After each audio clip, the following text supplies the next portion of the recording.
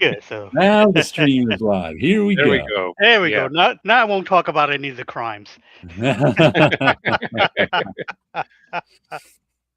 That's okay. I have what was the guy said? Diplomatic immunity.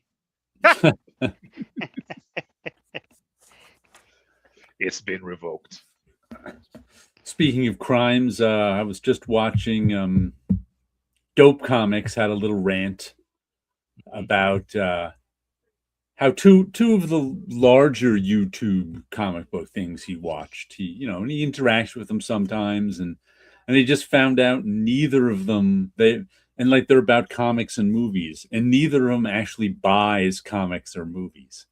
And he was like, you know what? I think I lost a little respect for him. I Like, I understand that. yeah. I mean, people, are going to have certain things in their mind how they're going to do their YouTube, their online presence and stuff like I that. think they're more And interested in being popular YouTubers than in comics and movies. Sure. I mean, there at at least half a dozen people that I used to watch became movie channels just as people were paying attention to them. They started in comics and they became movie channels. for me, it's more of like I I have the mindset when I'm doing the toy stuff. I want to review the toy itself if I have it in hand. Right. I want to talk about the physical thing. There's even a part of me that don't even want to talk about the toy unless I also have it complete, having its accessories, but in some cases that's not going to happen because they could be way too expensive. One of the reasons why I do talk about Toy Biz stuff is because they're cheap as hell. They're easy to find. Even back when they first came out, KB Toys had them 3 for $5. They were not hard to get. And even working at Marvel around the holidays, we would get that list of stuff we could order at cost. And I got stuff that way. So, yeah, there's one of the reasons why I mainly focus on Toy Biz is because it's fairly affordable You can get them. and you can get them. And I'm having a lot of fun buying the figures as inexpensive as possible, and then buying the accessories as inexpensive as possible, and then marrying the two together. And I'm having fun with that. I'm not making that my job. That's not my full channel. It's what I happen to talk about on TikTok. Toys are also a little different in that you can't bootleg them for free. No, no, not really. You cannot, Not and yet. not not yet. Comic And movies you can. you could see the weirdness, especially with the Star Wars stuff. I enjoy Star Wars. I'll collect some Star Wars stuff, but I see some people go crazy about reproduction stuff or this or that, and it's like it's not something I really care about. Now, part of me, when I do get a Star Wars toy, I want everything as original as possible. If I don't get it, it's fine. I don't believe in paying $75 for a Right. pistol. I just don't see even paying $75 You don't for like it that for much. I You're don't not like it. that much of a completist. Right. I don't like it that much. I don't need it that much. And then sometimes I'll stumble onto things that ends up being expensive just because people didn't know what it was. So when Mhm. I'm buying the accessories, every now and then I'll get an accessory that was like, oh, this is from another toy line. I do the homework and find out, oh, this is worth a couple of bucks because, it's hard to find and sometimes people don't know what it is. So again, it's one of those things. So for me, when I'm doing reviews and stuff like that, I want to have the physical item and have it as complete as possible to talk about it. But other people, yes, I understand comics are expensive, but then why aren't you reviewing the stuff that you already bought? Yeah. Because I know I have more than enough old comics that I never actually have to buy a new one and talk about it. I could always talk about the old Mhm. ones. So I Hello don't. there, Kid Cabo. Yeah, I think it's just because they're more interested in being a popular YouTuber than they are in comics or Sure. movies. Right. They So, found. in order to be a popular YouTuber, you talk about as much Marvel and DC as you can. Hmm. Right. And Right. it's One much of cheaper to the not buy them. hmm Hey, Tikava. when I was doing normal videos a few years ago, the theme was oddball items in my collection, Mm-hmm. Hmm. which was stuff that was not necessarily obvious, even for other readers, not superhero related. And also, what you do when you talk about Marvel and DC is you talk about the plots and almost nothing else. Hmm. It's like you don't talk about the art. Besides, oh yeah, this art was pretty good. You don't talk, you don't break it down into the minutia of it. Just the plots. That's what you talk about. That's what most people want to hear. The storytelling. What's Spider-Man doing this month? Oh, he's punching out Dr. Octopus and getting Mary Jane mad at him. That's what you talk about. You talk about them like the real people. Hmm. Because they are to me. And you Like the don't have to have them. like the assistant editor. Yeah, you don't have to have bought them in order to talk about that stuff. Just have to have Mhm. glanced at it online. Well, if the DC were still doing covers like in 1958, they wouldn't be able to do that because all the covers were designed not to be the actual story. Huh. Or better yet, the covers were designed, then they come up with a story that might get the cover to deceive you into buying the comic. That's the hook. That covers the hook. Mm. Now the covers are still the hook, just for a completely different reason. They're because they're some artist you like, because they're a ratio cover. Yeah, there's Just a. You mentioned it before. Collectors are going to collect, and for now, those variant covers are that insane. The one-on-ones have been interesting because you have on my TikTok feed, one popped up about a Batman cover that was still in pencils, and it was a sketch cover, but it was going for enough money that it's like that costs more than the original art of the published book. And it was weird that it went up on an auction and it was over, I think, 11 grand. And you could, wow. sometimes you don't get that much for an actual cover. No. Did you? I think you may have been there. Do you remember Lou Bank? I know the name. Uh, I think he said he was there from like 87 to 93. May have come back. I Anyway, know the name. he worked in sales at Marvel Okay, during those years.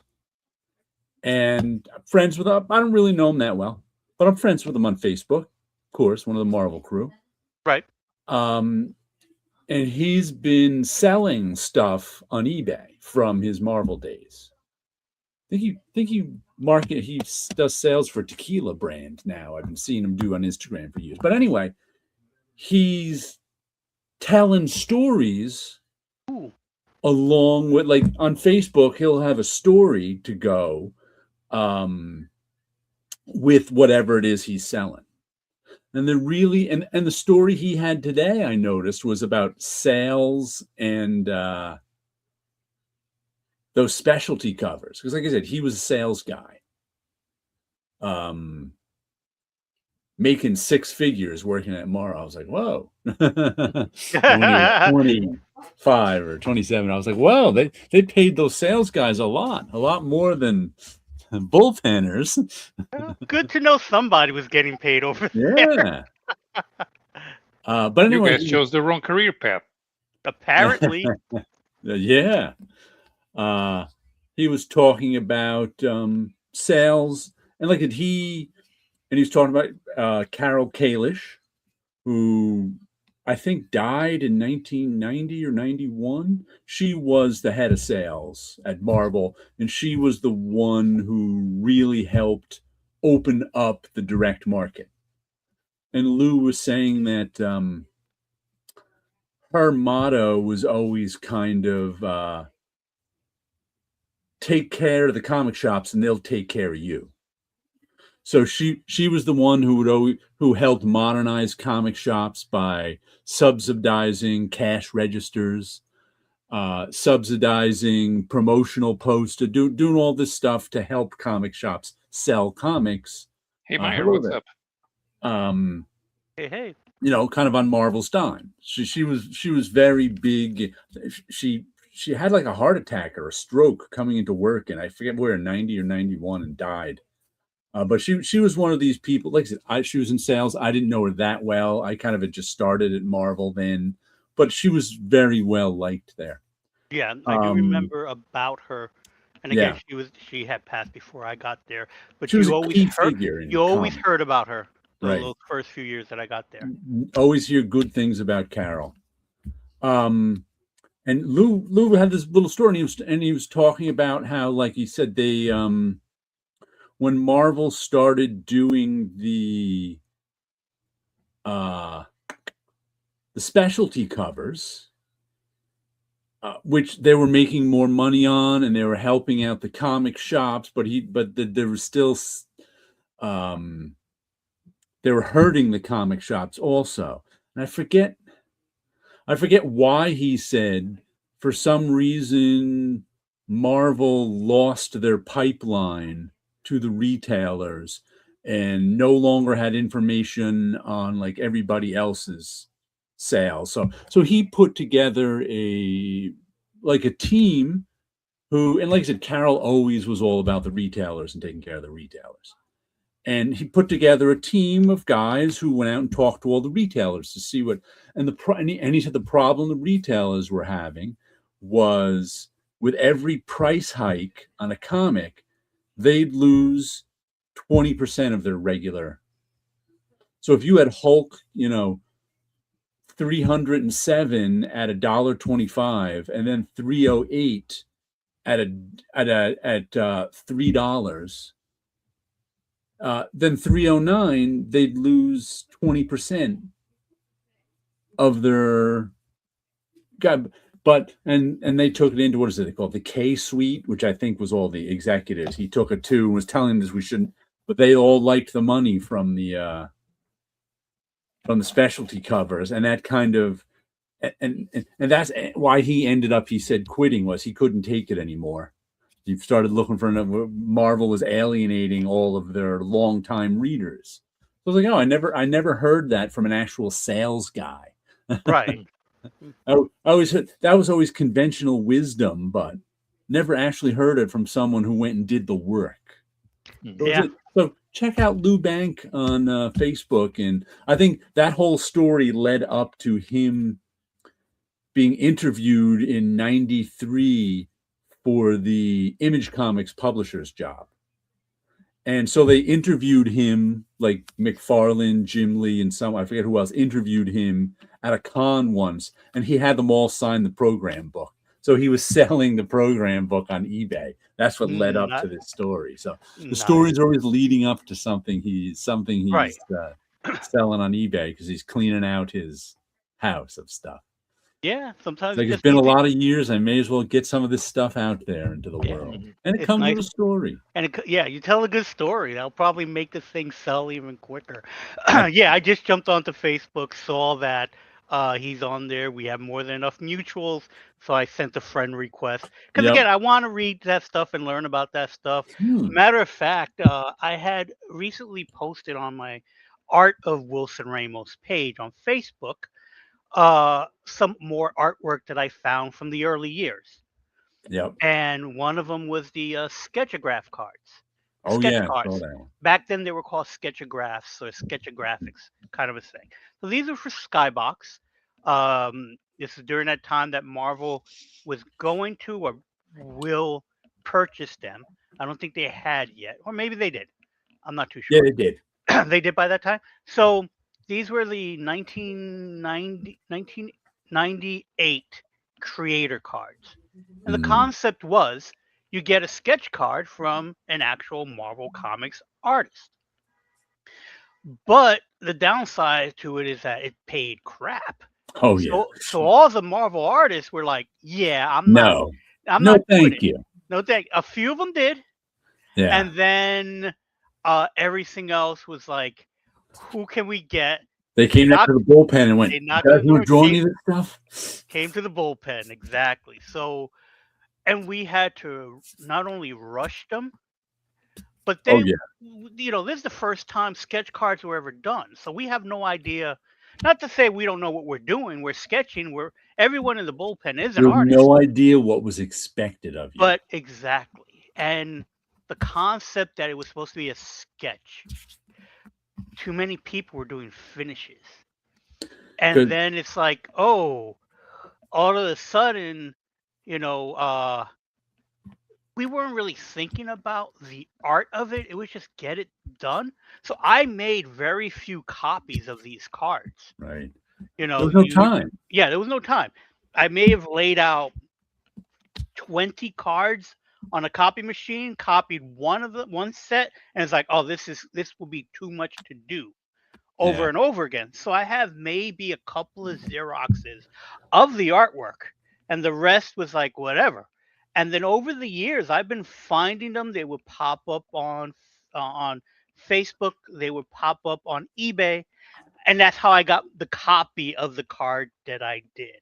And again, finding a Spider-Man 2099 card I did sold at auction on eBay for $999.99 for my card. That sounds like a fake one. That sounds like someone trying to drive the price of the card up so they had their friend bid on it. Most likely, because there is no way that your kingpin is great. Yeah. Well, thank you. But again, I know where I am in the art community. Yeah.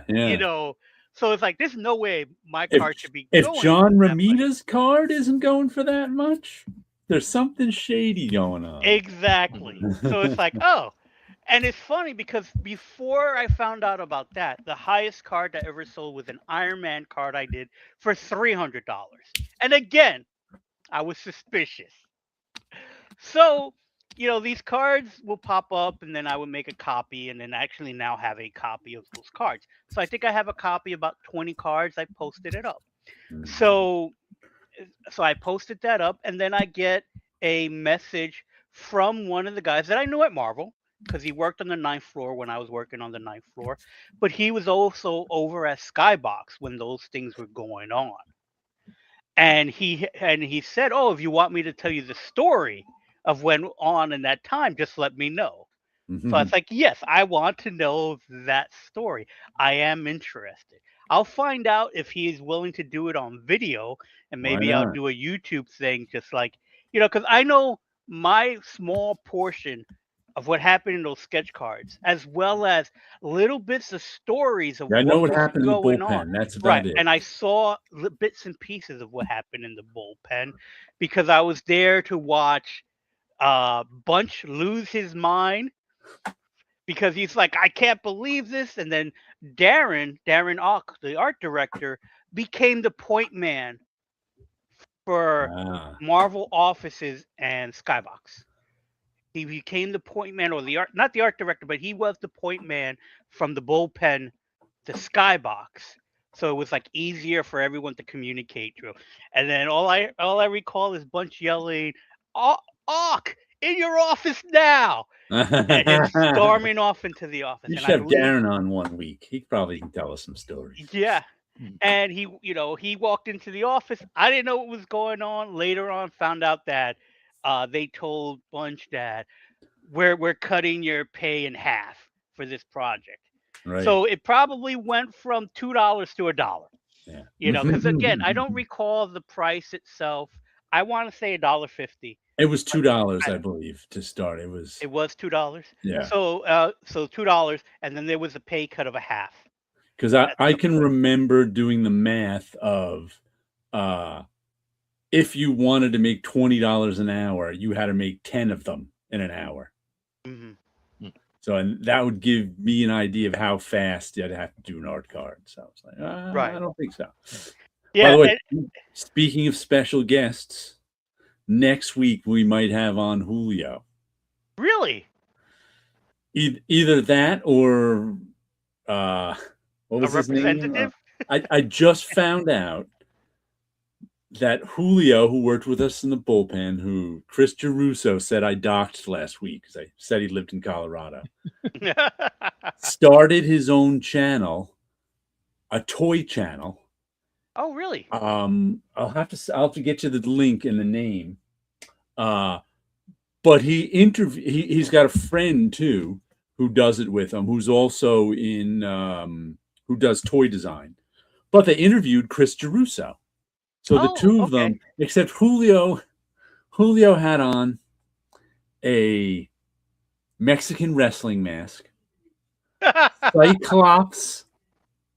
Cyclops visor, and this black wig. So he was figure 4, I think is that. So I was like, so I don't know if Julio's going to show up or figure 4 is going to show up.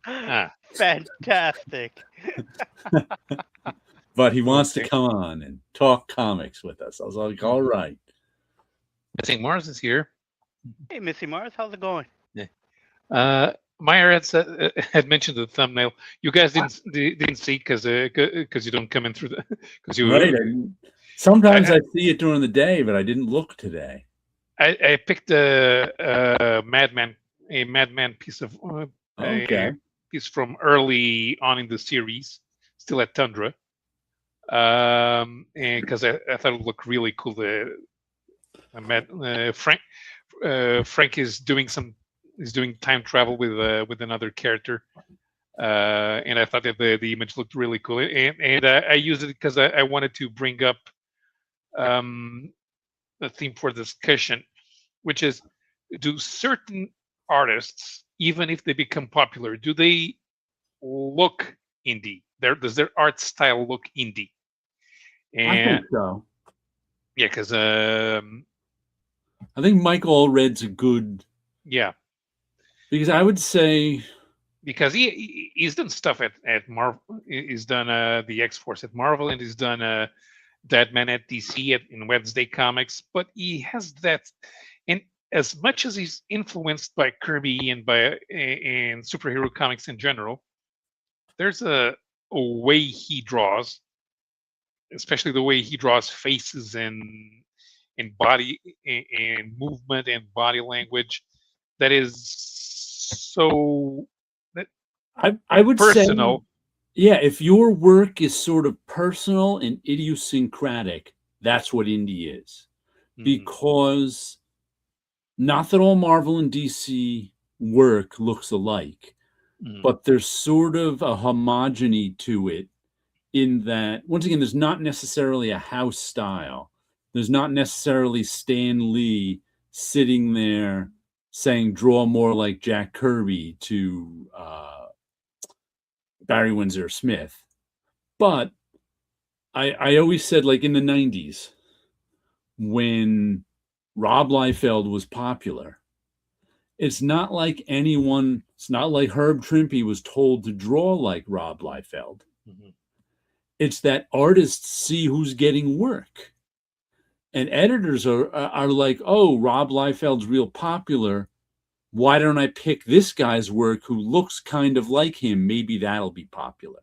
So therefore, more guys, in order to get work, shift to a whatever house style there is. And like, I don't know if there's a house style like nowadays with Marvel and DC, but I would say it's generally referenced, 3D referenced style. Lots of figure drawing that's referenced, and specifically referenced from 3D models, even because it's mostly thin. Like someone who sticks out from that is the Absolute Batman guy, Nick Dragato. Yeah, Dragato. Yeah, He has got he might have an indie comic style. So that was surprised, but it's being that there's a lot of sort of detail to it. I think that he fits in at DC right now, and it's a new project and everything.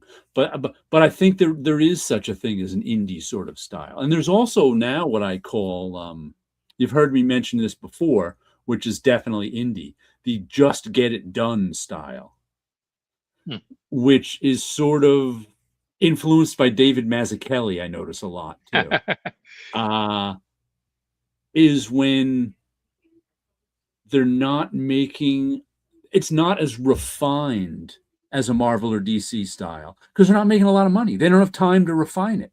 So they're Right. just giving you basic drawing and basic drawing techniques and getting it done. It's not like they can spend 2 days on a page noodling over all the details. They have to just get it done.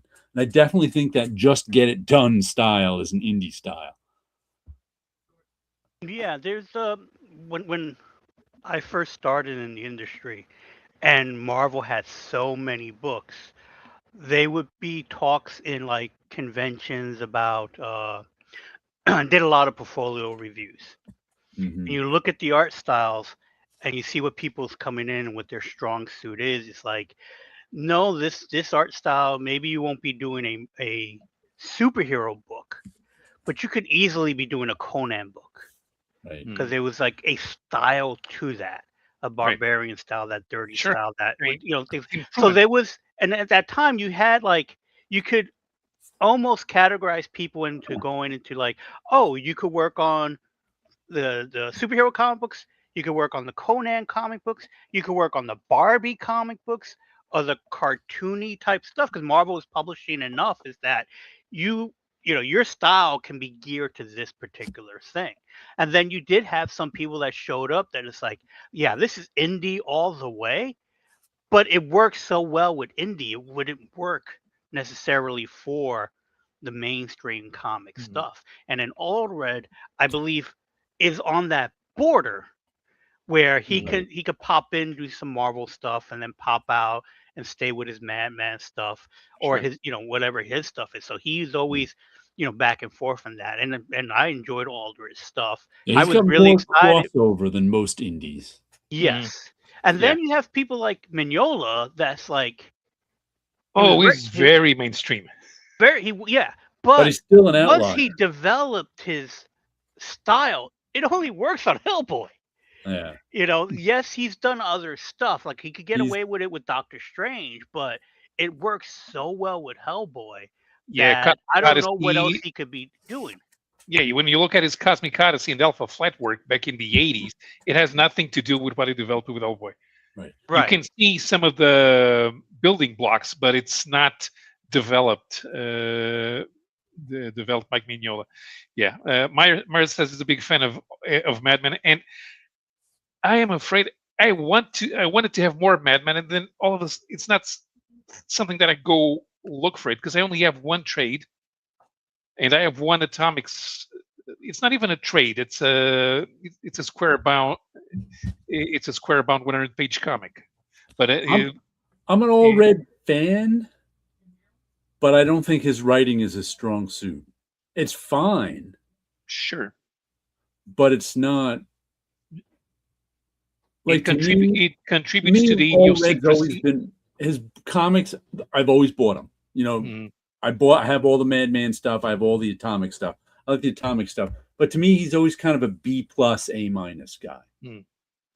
which is fine. Yeah, I don't know the golden plates. Actually haven't heard about that. I No, really don't know what it is. I have not either. that one I don't know. Hmm, I've kind of lost track of all red stuff since he went mainstream. hmm. Yeah, he agrees with your Reference. its reference. It's not Just get, corporate. this No, is it's not. No, just get no, it done. just get It's it not done is the opposite of corporate America. because who also has a just get it done style. Chris Ware.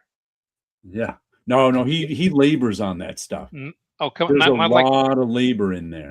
Charles Burns or Seth, because Oh they no, Chris Ware. There's a lot of labor in there. His stuff is extremely labor intensive. the In order to make it look that simple, takes a lot of work. Trust me on that. And also, you can see it in his big oversized coffee mm, table book. But for like, just get it done. I mean, different. It's the opposite of corporate because you don't have the time. You're not getting paid. The corporate guys don't have to just get it done. They got time and money. Like the one just get it done style that I can mention too right now is Paul Azaceta working on the seasons. Paul, as I said, has always been influenced by David Mazzucchelli, I'd say, and he's The done a Book of lot of Mormon. work over the years. Very talented guy. But I can just tell, looking at this stuff now, that he's moving faster than he usually does. And I'm sure it's because he has to just get it done. In order to make enough money in a day, you get paid by the page. You know, back in the old days, it was most like, Sal Buscema, just get it done style. There were, guys like that. They were all over Marvel and DC because they weren't getting paid that much. They didn't have time to go. But Barry Windsor Smith, the reason he couldn't do comics was he took so much time on a page. Mm-hmm. Yeah, so, The so it's Book of the Book of Mormon. Okay, the Book of yeah, I Mormon. don't Yeah. know that one at all. Now it actually sounds familiar. Yeah, it probably didn't get as much traction with because it's not as typical themes. Because the part of the what you noticed in his writing, I guess, is the reason why it's part of the idiosyncrasy of Madman in general. Because it's a good combination. The writing's a good combination for the way he tells stories. Mm-hmm. Corporate result, sure, Yeah, sure, but but imagine what? you were getting paid less than that. Yeah, what? Right? Because at Marvel and DC, what you have is an assembly line. Indie Right. guys don't have an assembly line; they're doing everything themselves, so they don't have time to waste on everything. It's especially even when they're doing a black and white book, you always notice the writing is the last thing that they're doing, and therefore it's the thing that looks the crudest. Indie guys who make a good living, like Terry Moore, you can see it in their pages. Uh-huh. Sure, but that's the guys above Yeah. the creators. It's not it's not the same thing. One many years ago, a local publisher decided to publish Gary Spencer Millage's Strange Haven, and the guy had took like 8 months to produce an issue. And I asked him about it when he was here. I said, I want to have the type of quality control that I'm happy with, but it's a quality control by himself for himself because he doesn't have anyone else to look at it. Sure, he could show it. He said, I can show it to my wife, but it's not. It's not the same thing because it's not me looking at it. So you have to. He has to write. He has to do all the sketch out all the pages and then draw everything and then ink everything and then letter everything. If people have never drawn a comic, they have no idea how much work it is. And there's no one to fill in for you. There's no one to that's another thing that people don't, because when you work a normal job, some days you give it your all, some days you give it 80%, some days you give it 50%.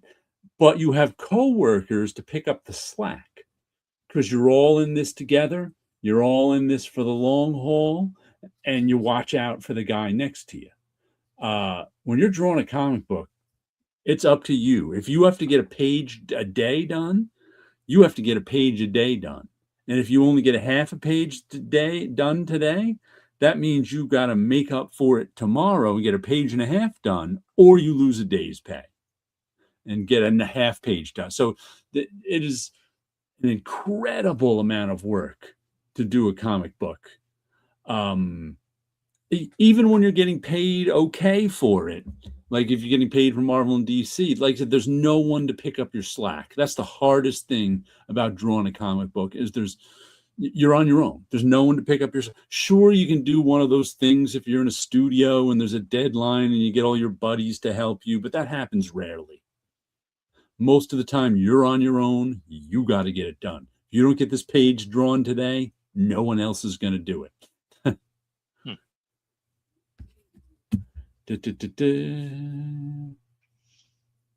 Sure. I mean, yeah.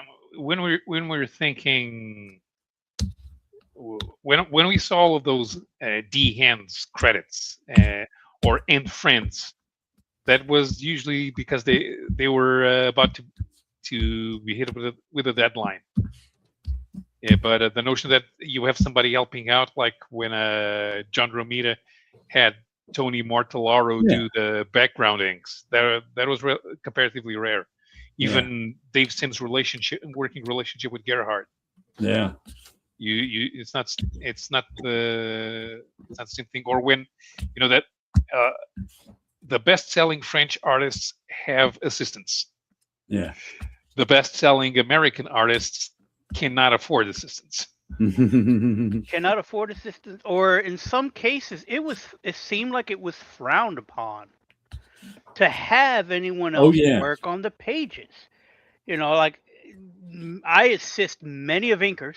Oh yeah. But there was no credit for it. Yes, the inker paid me. And if the editor found out, they might get mad at the inker. Yeah. For having an assistant. I saw that happen once or twice. Yeah, it was insane on some of it. Captain Kennedy is here. And then, but some pencilers were allowed to have assistants. They just wasn't credited. Again, it was really weird on what was acceptable, what wasn't. Yeah, I'm sure there are jobs like that. There are, but they're usually corporate and they're not creative in that sense. Yeah, and I'm sure there are jobs. I mean, it's not 100%. Yes, of course, you're always on a team. Yeah, but then you mean there. The team is supposed to pick up your slack, but they don't. That's the whole point of being on a team, right? But they obviously didn't. Your metrics were bad, right? Because when you work with there is deadlines, no team when you're drawing a comic. Right. When metrics are pushing business. Deadlines are getting product done. That's why you can work. You work on a team when you're facing a deadline. Like when we were getting even as we were okay. So and so race finishes 1 hour past what it's supposed to be the normal deadline, which means that the rest of us who were not there at that race were busy doing other stuff. We also have to pitch in to make sure that those pages with the race that comes after the deadline are done in order not to lose the other deadline, which is stuff going to print, because we have our deadline in the bullpen where we have to get all the things written, the pictures edited, the pictures chosen, all the page laid out so that it can go to the pre-press and the printing. And in order to get that last bit done, we all pitch in. We choose the photos before the race is done. And we lay out the page. We lay out the page in order to so that we can tell the journalist on site, okay, you have to write precisely this number of characters, so that we don't have to waste any time doing any serious editing, so that we can get the thing done. And that's pitching in as a team to handle a deadline. We don't have metrics in that regard. So when we had the metrics that we had in a newspaper, it affected the whole team. Only if somebody was really lagging behind, didn't have enough quality, was not producing with the same kind of output as the rest of ones. But that was comparatively rare, because when you're doing a newspaper, it reflects on everybody, not in the way that a corporate job with metrics does. Now that Captain Finity's here, I have a time travel categorization question. Oh. I don't know why this popped into my head. We got time travel stories, right? Let's call time travel stories. Would you consider a time loop story a time travel story? Because they're so specific. Like, to me, like a time travel story. If I were to describe what a time travel story is, it could have all sorts of sub things and sub themes and things. we want to go to a better place. And of course, you always end up in a worse place, whatever, that. But a time travel story is we're here, we want to go through a better place. We want to go to a better place, usually through time. A time loop story is we're trapped in this one place. So it's like, and of course, they can both all have different sub themes and whatever's going on. But to me, they seem, though you might put them under the same heading of time travel, they often don't have the same rule. Like a time loop story has its own rules that aren't necessarily a time travel story's rules. So would it be like a completely separate genre? I think it's still. I mean, he'll answer his question, but You can in see how it would general, still be a I, time travel story. Yeah. I think it's still a time travel story. Even if you're stuck in a loop, there is a time travel element, There's a even time if it's travel element to it, but the for theme is completely different. right. Right. Stuck So in okay, a loop is the one theme. thing that Captain Infinity is doing a lot of is doing is done a lot of a lot of live streams lately discussing what he defines as the three laws of time travel, and the second one is the second one is that you can't change the past. Mhm. So you either create, if you change something, you create an alternate timeline. If you're unable to change something, then it's a loop story. But you still Yeah. travel through time. You just couldn't do any sort of effect. Yes, one closed loop timeline is Yeah. different piece from multiple timelines. What you can't Mhm. do is change the past. So no, Because there's like completely different rules. So is it really a time travel? That just I mean, there's no it, answer to it, of course. it, It's it's just how you want to okay. categorize it. So it's not different rules. The same rule as timeline splits apply. The thing is, when you go to the past and you are unable to do anything to change anything, you don't split the timeline. It's just what happens is you Well, having traveled to the past well, is you already change the part of past the over and past. over. You don't, but no, you don't. Yeah, because when you're in the loop, you're here. You go forward, you go back. You can change it. You can do all different things. So You can't change anything in a loop. hold on. No, hold on. If the beginning of it depends on how you're defining the past.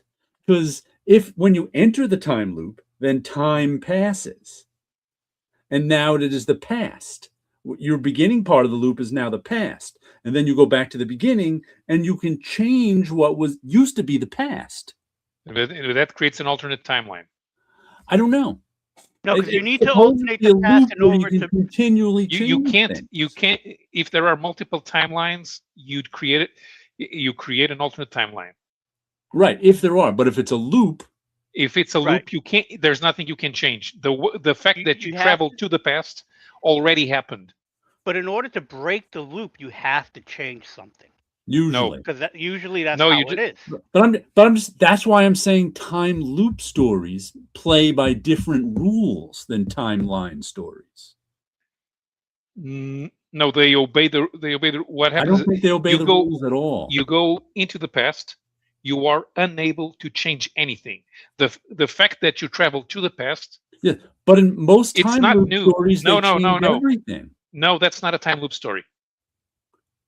What is Groundhog Day? That's the Groundhog most famous one. no Groundhog Day is going through multiple timelines. So you say time loop stories aren't really a loop. That's It's just you go forward, then you go into the past and make a new timeline and go into because the it's so creating new. Yes, it's you're just creating new saying he's timeline creating new timelines, but who goes forward in those timelines? The timeline ends when he goes back to the past.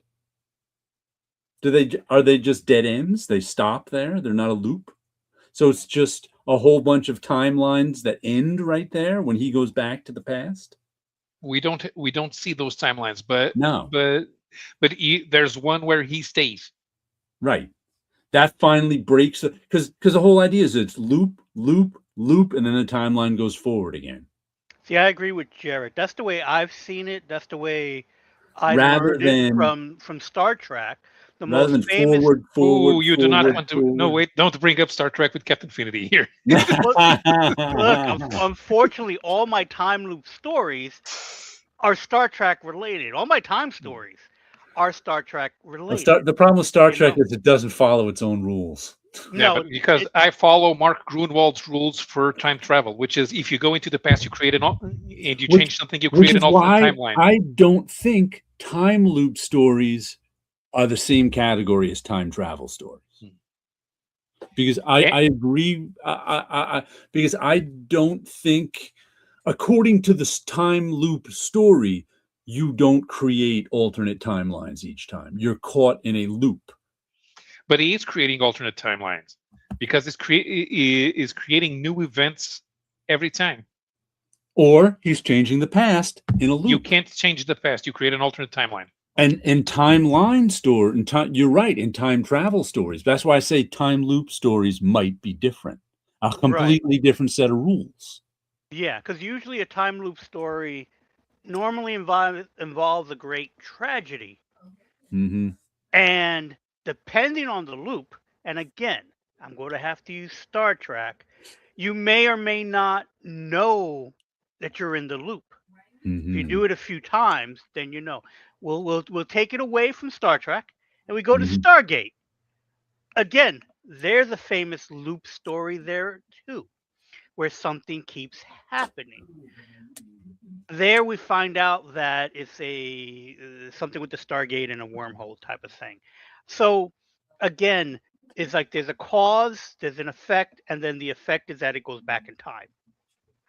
Sometimes you have the memory, sometimes you don't. If you have the memory that you're in a time loop, then that kind of, again, story wise, means something needs to be changed to break the time loop.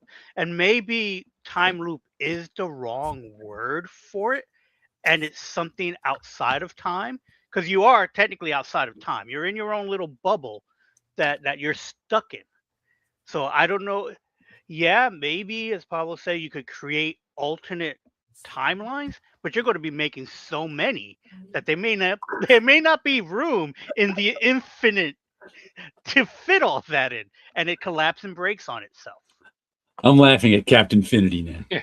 Just 19. Just 19 is coming soon. Just 19 is in the alternate future, Right, which is not the alternate past because we didn't experience it. right. The awareness of the character doesn't change the reality. That's correct. It does not. Just because you don't I'm know saying that what you've been in changes the the past, reality is the timeline doesn't keep moving forward. but the timeline keeps moving forward. You're just not there to witness it. How do you know? No, if no one's there to witness this, does it exist? Did the universe blow up? Maybe. I think time loop stories might be different than time travel stories because they play by a different set of rules. Yeah, you have to buy Captain Infinity's book, I see. But enough of that.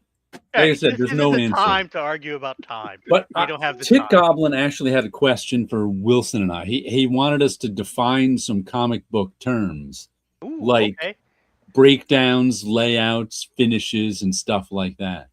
And to that end, I pulled out some of my stuff and some of other people's stuff. Like here, I bought these. These are Ron Friend's layouts. Ooh, nice. And his are pretty complicated. There's a lot of drawing in them. Yeah, they're almost. But final. notice how these are usually layouts. He's figuring out how the story's going to go, what all the paneling is. Mm-hmm. But he also has a lot of drawing in there. If he's inking this himself, he may blow these up and go right from this into the inking stage. There's probably a Joe Manili did that. Reportedly, that's how Joe Manili worked. He did layouts and then he inked directly onto all of the details on a figure.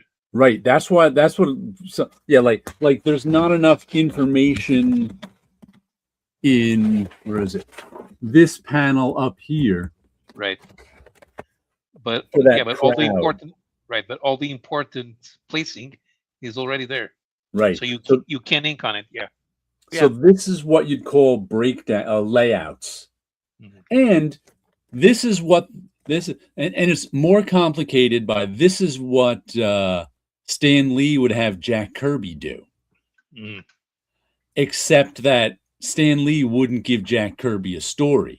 So he had to write it himself within these layouts. This is when he was having him do layouts for other characters. So this is how Stan Lee would get money for writing that he didn't do, where Jack Kirby would have to figure out all the layouts and put the story in there, and then he wouldn't get credited and paid for the plot.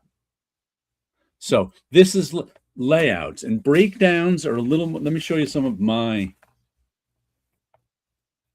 breakdowns. Where are they? Here is my own stuff. This is one of the last stories I did in the 90s of this character, and this is what I'd call breakdowns. I actually did them small and then blew them up here, but there's not exactly the basics are all there, but it So there's a still lot of needs detail. more work. Yeah. And let me show you some more work because I've got some pencils to this story that I never finished. There we go. Where is this page? There we go. This is the difference. These are my breakdowns / layouts, but these are the pencils. And you can see on the pencils, I got more precise with the drawing. You can see it in her face. I got a little technique to the hair as opposed to there, which is just so this is what would be breakdowns, and this is what would be pencils. Sure, because your faces are already recognizable as transmitting as Right. showing up information. The like that figure there. We can see it's not really worked out, but it's worked out enough Yeah, the and basic drawing. But I and still had the girl's arm in the original picture is obviously too long. right. That's why she's too long on that whole. But some when the once again these are breakdowns. Nothing's erased, and it's just the simple. Like those hands aren't figured out yet. They're just gestured in.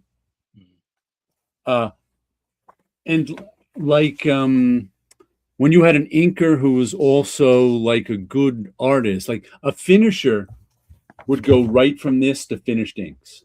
Right. So like when you see John Buscema do breakdowns on Conan, and I don't know, Alfredo Alcala was the finisher, he'd go right from John Buscema's sort of rough pencils into the finished inks, and he did all sorts of finishing and technique.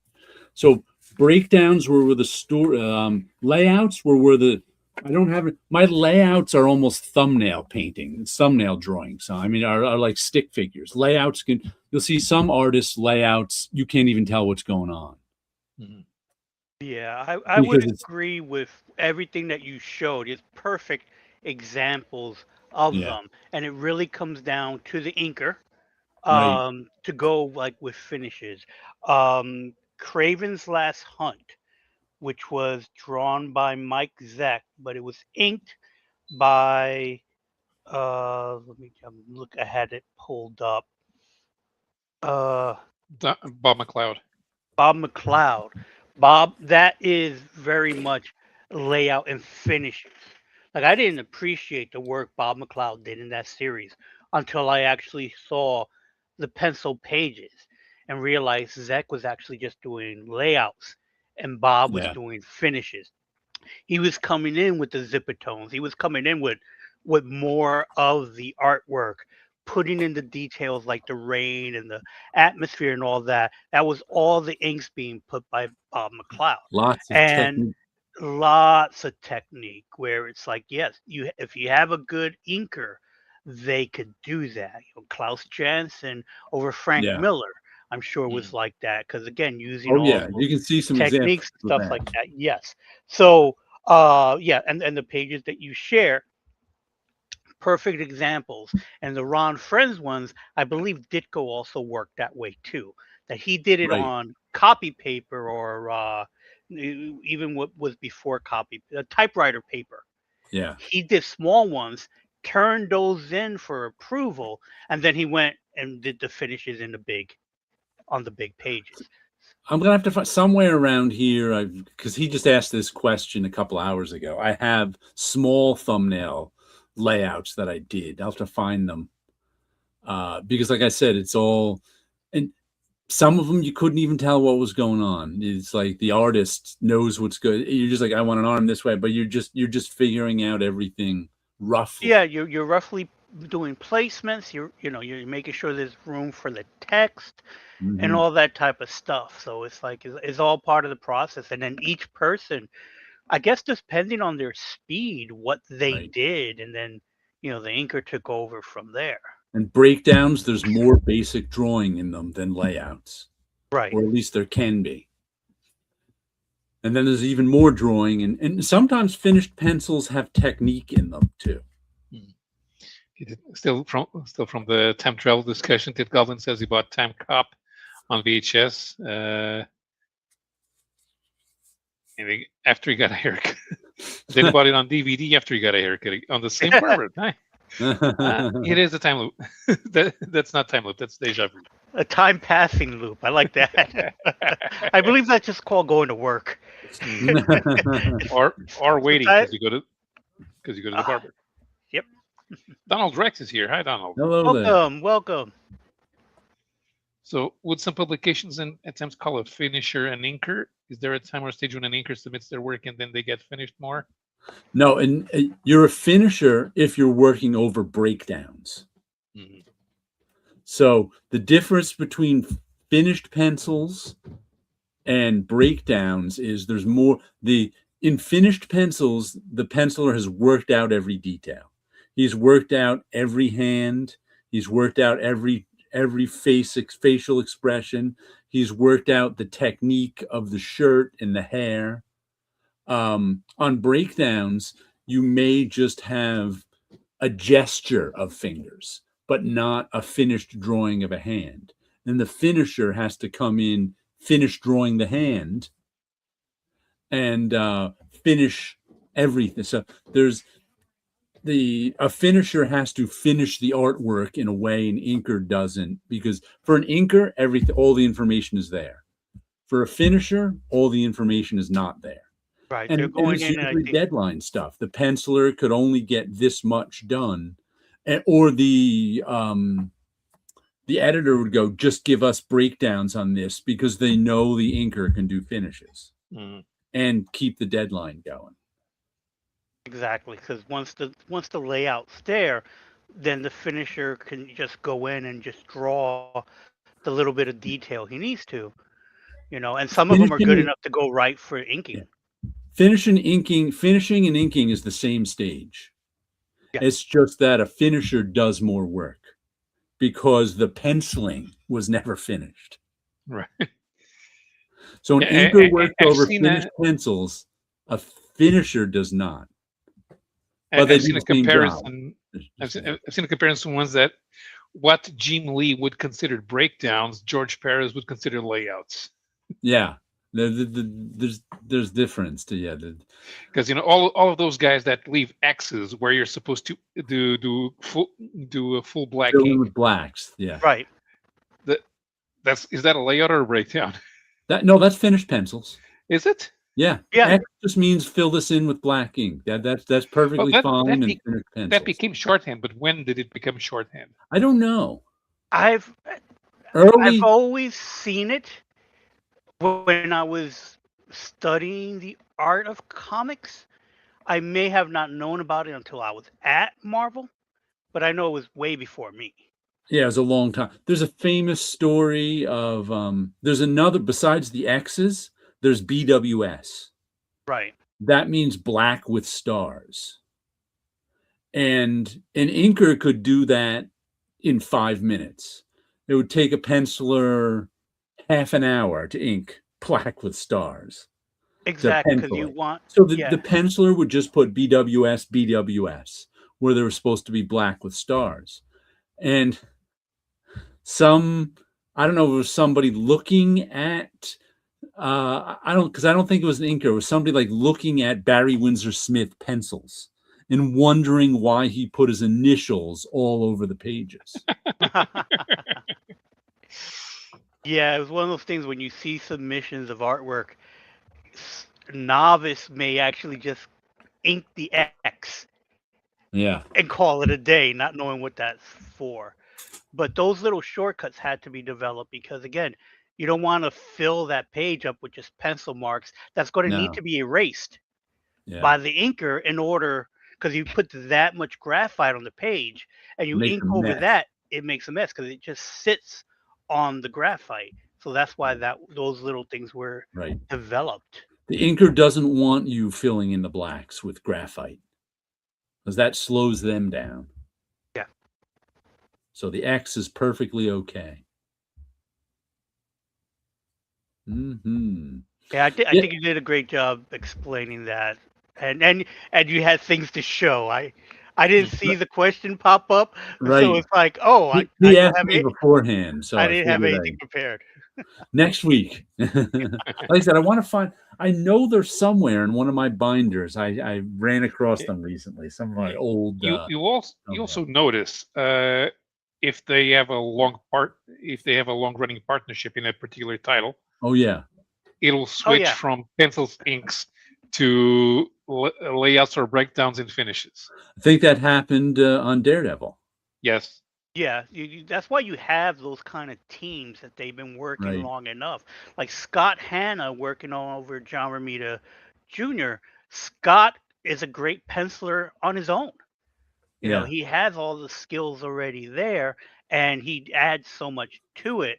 But you have other artists doing that so many times where there's been cases where I've seen the penciler like pencil a whole, the inker ink the whole book to give the penciler a break, and you could almost not tell Yeah. that it wasn't the penciler in it. It was the inker doing pencils and inks. And Yeah. I got confused a few times that way. It was like it looks a little off. It's not bad art, but it Right. looks like it's part of the family, so to speak. And it's Hmm. because that inker has been working with that penciler for so long. And then we have stuff like Bob McLeod. Because when he was here, I asked him why did it switch from penciling New Mutants to inking New Mutants, and he said it was because he had more control over the final visuals if he was inking, because he Some has a very distinctive style. right. Some inkers are more heavy-handed than others. Hmm. And I Right. remember it was Mike Gustovich who was inking him on the New Mutants, and he had some. I won't call them weird, but you could tell that he was adding some details that were distracting to what McLeod And originally conceived, and and also and then it switched to Sal Buscema and Bob McLeod, and since Sal comes from the old school where they were used to rushing with layouts if they needed to, he would do the layouts, and Bob would add all of the detail. and there's also inkers who can only ink in their style. Like I Mm. learned this being friends with Bob Wyacek for many years. He was a master craftsman. And when he would get a job in, he would decide what is the best style to ink it in. So he'd go Mm. and he'd look up old stuff. He'd go, "Oh, I remember this story. Da da da. This is how." Or else he had discussions with Paul Smith of how he wanted him to ink the X-Men. So with Bob, style was something he could choose and apply to a story. But with most inkers, they had their style, and that's what you got. Bob McLeod's an example of that. I'm an example of that. I can't ink in anything but my style. You Bob know, Layfield. Bob McLeod, like Terry Austin, you always got Terry Yeah. Austin's style no matter what. but And not Bob Uh, every Layton, inker Bob was Layton, like that. I have Bob Layton in the final issues of the JSA when it moved to Adventure Comics Hmm. back in the 70s. Layton was inking, and all of a sudden I start seeing all of these metallic effects that I know Yeah, from his Iron Man. right. Oh, Layton does this every time. Yep. So listen, I would even say most inkers are like that. Most inkers are only going to ink you in whatever style they've developed. Very few inkers are like Bob, who could pick a style and go with it. You ever notice Jerry Ordway over John Byrne? I haven't looked in a long, long time, but it Uh, looks a lot like Jerry Ordway it looks a lot like Jerry Ordway, yeah, yeah. because he has his own finishing techniques that he right. used. Which is kind of good because Yeah. Byrne always draws the same face. Is there stuff digital wise that auto winks and finishes stuff now? Oh yeah. That's why so much now is carried by the color. Here's the thing. I'm so analog. I don't hear. Are AI inkers a thing? No, there are Technically, AI doing all the work. you can do things to your pencils to make it look more like inks. There's people who do that. They're just basically darkening their pencils, though. Hmm. Yeah, as a colorist, I was asked many times, Yeah. "Oh, is there any way to leave these in the pencil stage and make it look like ink?" And it's always like, "Yeah, it'll look like crap because You you it'll look unfinished." the artist has to have that in mind from the beginning. Right, and Hmm. at the Like end of the day, you're nowadays, people can do it a lot more than they used to be able to. right. If the penciler knows what they're doing Right. and keep the page clean, you can. And the But penciler also has to use techniques. He yeah, has to say, "Oh, this is going to be the finished line." Because in the olden days, the penciler knew his line wasn't going to be the final printed line, so he didn't have to worry about it. He could just make a line, and then the inker was going to make it into a pretty line that made sense. right. So you have that type of thing, and then to me, I always thought penciled work that was darkened just looked unfinished. And I think the artwork suffered for that. And then you make more work for the colorist who is not getting paid extra to try to figure out the layouts, not the layouts, the levels to make it darker because you can't really run it through a filter and go, oh, make it this percent because each page is going to look unique. And you can get away with some stuff, but not others. Now, it's been a while. It's been a long while since I even tried to ink anything that was already penciled. Because again, pages are usually not cleaned up correctly, Yeah. and the penciler did not prepare it for Right. that They're type of not style. thinking this is going to be the final. Right. Once they know it's going to be the final, which is why they can do it better these days, is they go in knowing their pencils are the final piece, so they Yeah. treat it as such. But I have a friend, fellow teacher. When she draws digitally, she draws in Photoshop because Procreate straightens your lines. So she uses because I never see almost everybody uses Procreate. And I realized she was like for a tablet. She was using Photoshop. I'm like, you're using Photoshop. I never see. She's like, I can't stand all my lines being straight and perfect. And that's why if you look at digitally inked, I'm not talking about pencils manipulated. I'm talking about people who work all digitally. Their ink lines are thin, precise, and thick to thin, point to point. They're lines that they probably couldn't make in real life. And there's sort of a perfectionism to them, which can be off-putting or not. But you can tell a lot of time. You're like, "Oh, all this stuff is so precise, it wasn't inked on paper." Now, somebody like Mark Farmer could ink that way on paper. But now you got 20 guys who can do that because they're doing it digitally, and Procreate is making their lines like that. They're not. So it's a different skill set. Yeah. Mark Farmer had one of the most precise ink lines you'll ever see over Brian. No, oh, what's his name? Who did he ink over all the time? Alan Davis. There we go. Alan, all of a sudden I couldn't remember Alan Davis's name. Yeah, I think his hairstyle of inking is what I studied Yeah. when I was studying to do hair. Another comic production question I had was in pre-digital comics. You can see, say, the red of Daredevil's costume lay over the outside black and mix the color a bit to see how the red was cut. Yes, that's because those were hand painted separations.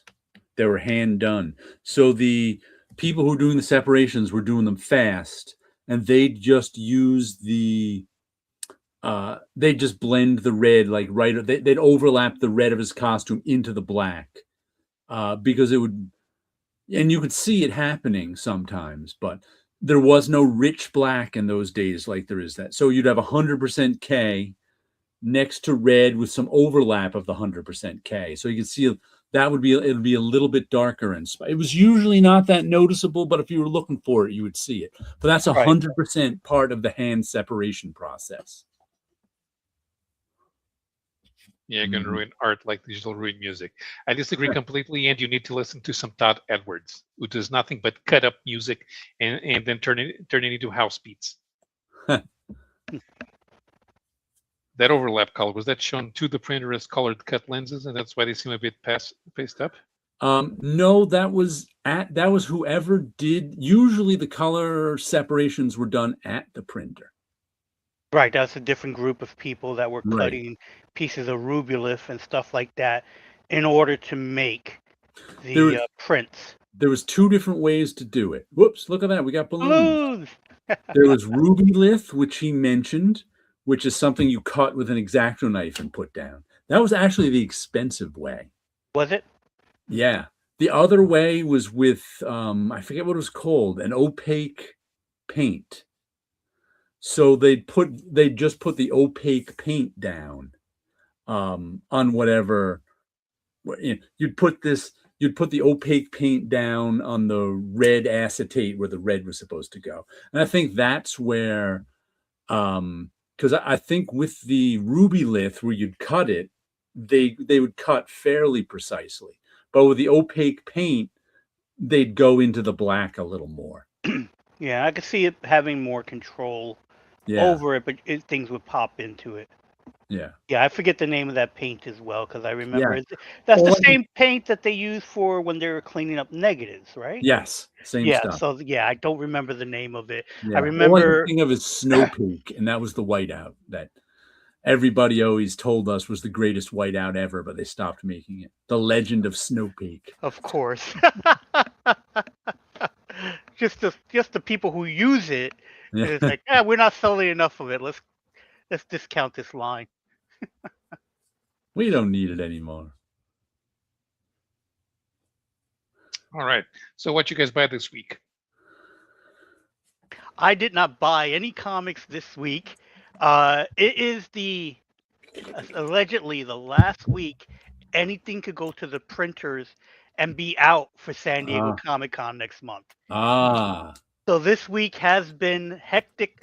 We're getting stuff done. And in some cases, in the back of my mind going, I told you so, for a project that was offered to me about 5 months ago.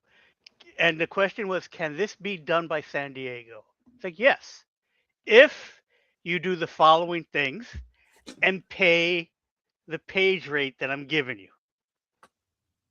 And it's like, okay, we'll think about it and get back to you. Yeah, Then eventually, I just heard Bob Saget in my mind. They did not pay me the page rates, nor did they do anything I told them to. So it became we can't. I talked to my partners. We can't afford to pay you this. We would like to pay you for this part. It's like, okay, you're going to nickel and dime me on the cheaper part of the project, but match my rate for the expensive part of the project, which is fine. I like to make the more money. But the cheaper part, that would also answer all the little questions that you showed up with a couple of months ago. It's like, yeah, that could have been taken so it's like, how I don't wanna tell someone, "I told you so." If you gave me this project 5 months ago and gave me everything when I asked for it, yes, you Been would have done with got plenty of time left. done with more than plenty of time, but okay. And then at the same time, tie my hand around on my back by going, "All right, I'm gonna give you this part of the project right now." And then wait to get those pages back before I give you the next part of the project. It's like, if you gave me everything, I could have it all done. I could hire my assistants to do stuff. So while I'm working on this right now, I'll have somebody working on another part that I can get. And again, not understanding the process Nope. and then going, oh, is there any way to make this faster? It's like, yes, give me everything right now and I could get it out to you. And I did. I completed my part, and then I'm been waiting to hear back. Well, what else is going on in this project? And I haven't heard anything. And it's like this week, like I said, this week was the last week to get stuff out, Yep. and I haven't heard anything. So So did you they didn't get make it to the that? comic shop. So I did. So long story short, I did not make it to the comic book shop. I did have purchases, but they're all action figures and toy stuff. I've seen a lot of your TikToks of your. Yeah, that's also Men. mostly cleaning out my camera because Ah, I had okay. stuff sitting there, and then I was recording something this morning. I'm like, "You're out of space." It's like, "Oh, I got to dump all this stuff." So I've been just like, there's a whole bunch of just old videos that I record and go, maybe I'll do something neat with this. I'm like, nope, just throwing it up there, just looking through it, just so the text is correct, and then on their way, kind of a stuff. Mind Management is back.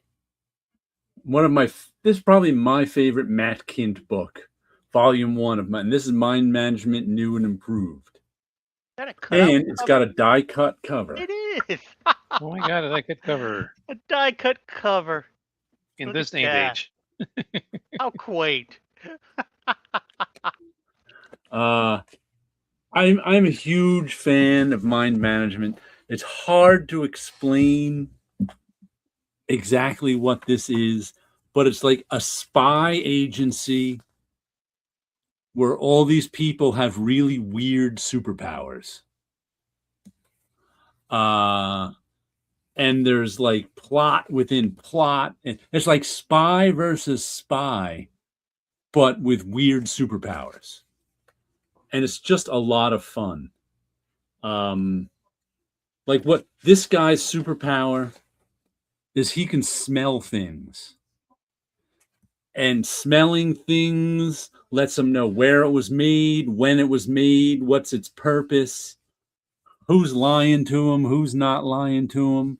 And everything's a complex spy plot. It's just a lot of fun. I've always meant to go back and read volume 1 all as one thing and haven't, but I'm glad volume 2 is, because volume 1 ended, I don't even know, 5 years ago. But I highly recommend. Mind Management gets my highest recommendation, whatever that is. It's just a book I really like. A good A. Thank you for the answers. More you know, shooting star. Dun, dun, dun, dun. Oh, Captain Kennedy. Jared's concerns are fuel for my next show. It's going to be a 6-hour, 45-minute show. I caught a little bit of his last show, but I wasn't commenting because I was doing something else. I was bookbinding as I was listening. SBPT is here. SBPT Hello. is using me to win a free manga. Ah. I hope he wins. Thanks for bringing up time travel. Anytime. We are crazy that way. It's all part of the process. Speaking of time travel, Swamp Thing number 90. The Rick Veitch Swamp Thing, which is not only about time travel, but they're making you time travel back to 1989, even with all the ads. Oh, wow. Because this is the one, once again, it's got all the same ads that DC had when this was originally supposed to be out. August, it's got, the same Meanwhile, Oh, that's DC list. really neat. Sandman 9, Aquaman 4, Batman 439, Batman Year 3, Swamp Thing 90. So, you can fit that right into the collection as if it was always yeah. there. So Swamp Thing this whole story is about Swamp Thing traveling back in time. And he traveled back in time so far that he went back before the Big Bang. And before the Big Bang in the DC universe is the Source Wall, which I assume is from Kirby's Fourth Yes. Wall. So, Yes. so the Source Wall is talking to Swamp Thing and telling him what he's got to do. I think he eventually starts going forward in time, and I think this is Anthro, DC's Cave Boy hero. So, and I think that this artifact that Anthro, which was made from Swamp Thing's body, I think is the artifact that at the beginning of the story sent him back through time. So now somehow Swamp Thing back in time is involved with that artifact being created so that he can then get it in 1989 and be sent back through time. Okay. So it's a bootstrap Yeah. paradox. So So did he travel far back enough to see the hand?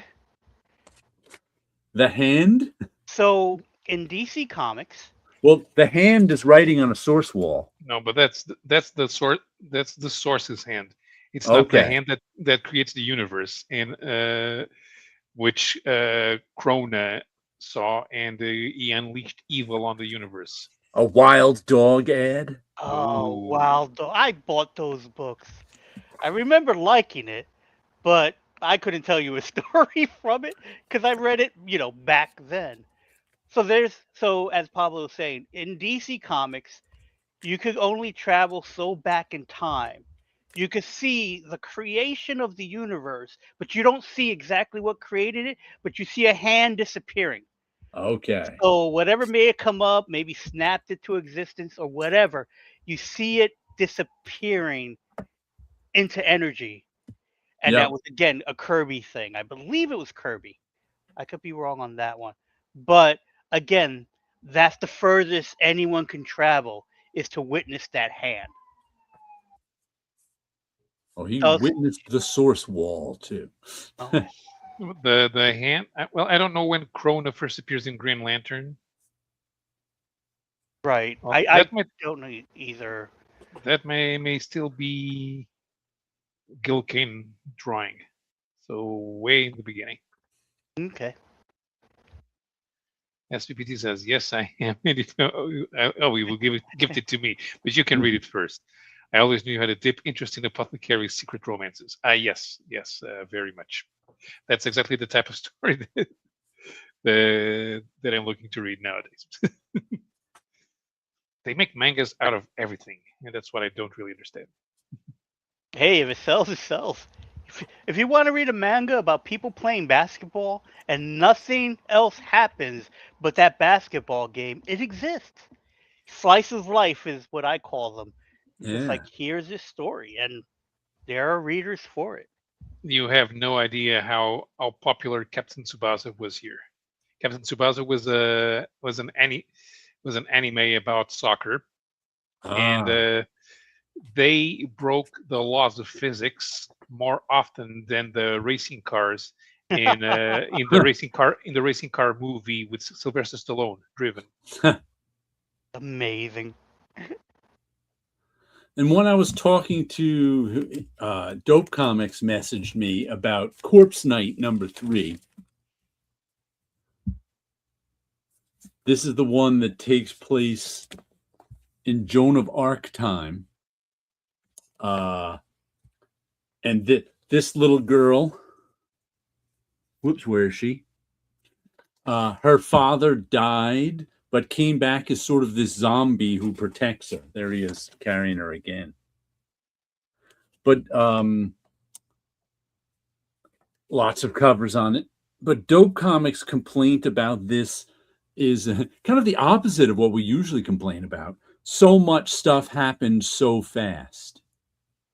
Uh, because it's kind of written, this is the guy's first comic. He's a movie writer. And he even said in the beginning he's getting used to writing comic, but just a lot of stuff is happening. So the first issue, she and her father are running away from the English. They kill her father. He gets buried. At the end, she comes out and he comes out of the grave and saves her. Second issue, they have to go through this haunted forest. They go through this haunted forest. He ends up killing some locals, the monster, the father monster. She's hoping that Joan of Arc can save her. Ends up in this little house with this kid. In this issue, the kid poisons the little girl because the monster father killed his grandfather. They run into a witch. So it's like 3 separate things happen each issue. It really is fast paced. And Dope Comics was complaining about that a little, and I understand. But I'm like, you know what? When I saw it was only going to be 5 issues, I knew it was going to be fast paced. So I'm okay with the pace, but he had some legitimate gripes with it and how fast they could have stayed in that haunted forest for 3 issues, kind of thing with monsters in it. They could have had stories with this witch for 3 issues. There's actually a lot in it, which is not what we're used to. We're used to stories being a little more drawn out, but I'm enjoying Corpse Night. There's another 2 issues to it, and either her father will get saved, or because I think the main story is her trying to save her father from being a corpse knight.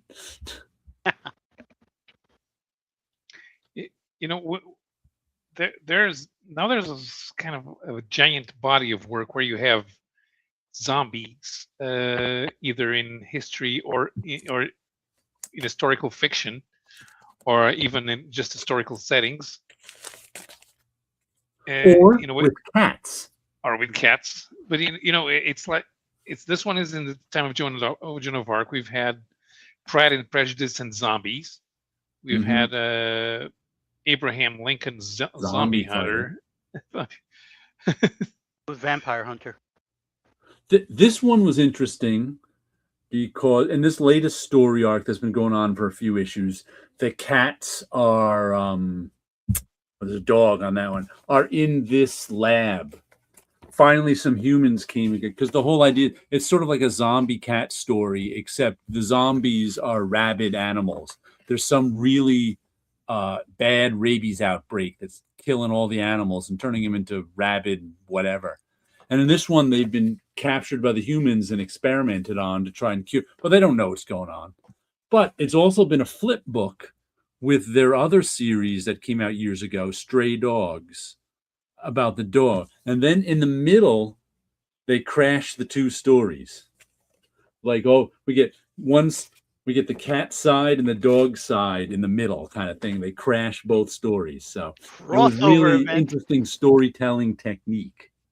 And this is up to issue 24. That's a goodly amount of issues for a cat zombie story. Yeah. Good stuff. I enjoy zombie stories. Resident Evil was one of my favorite video games that I would play, and media. I would watch so many zombie movies that was just entertaining. How each and Korean ones too are fascinating to watch because they have a different take. And I remember watching a show that took place in ancient China, and they had zombies in that as well. And it was fascinating to watch how each culture dealt with zombies and the outbreak and stuff like that. I always found those fascinating. Dead Samurai, that's the other one I've been reading with the Bill Sienkiewicz covers, which is about samurai versus zombies. But I was never a zombie fan before The Walking Dead.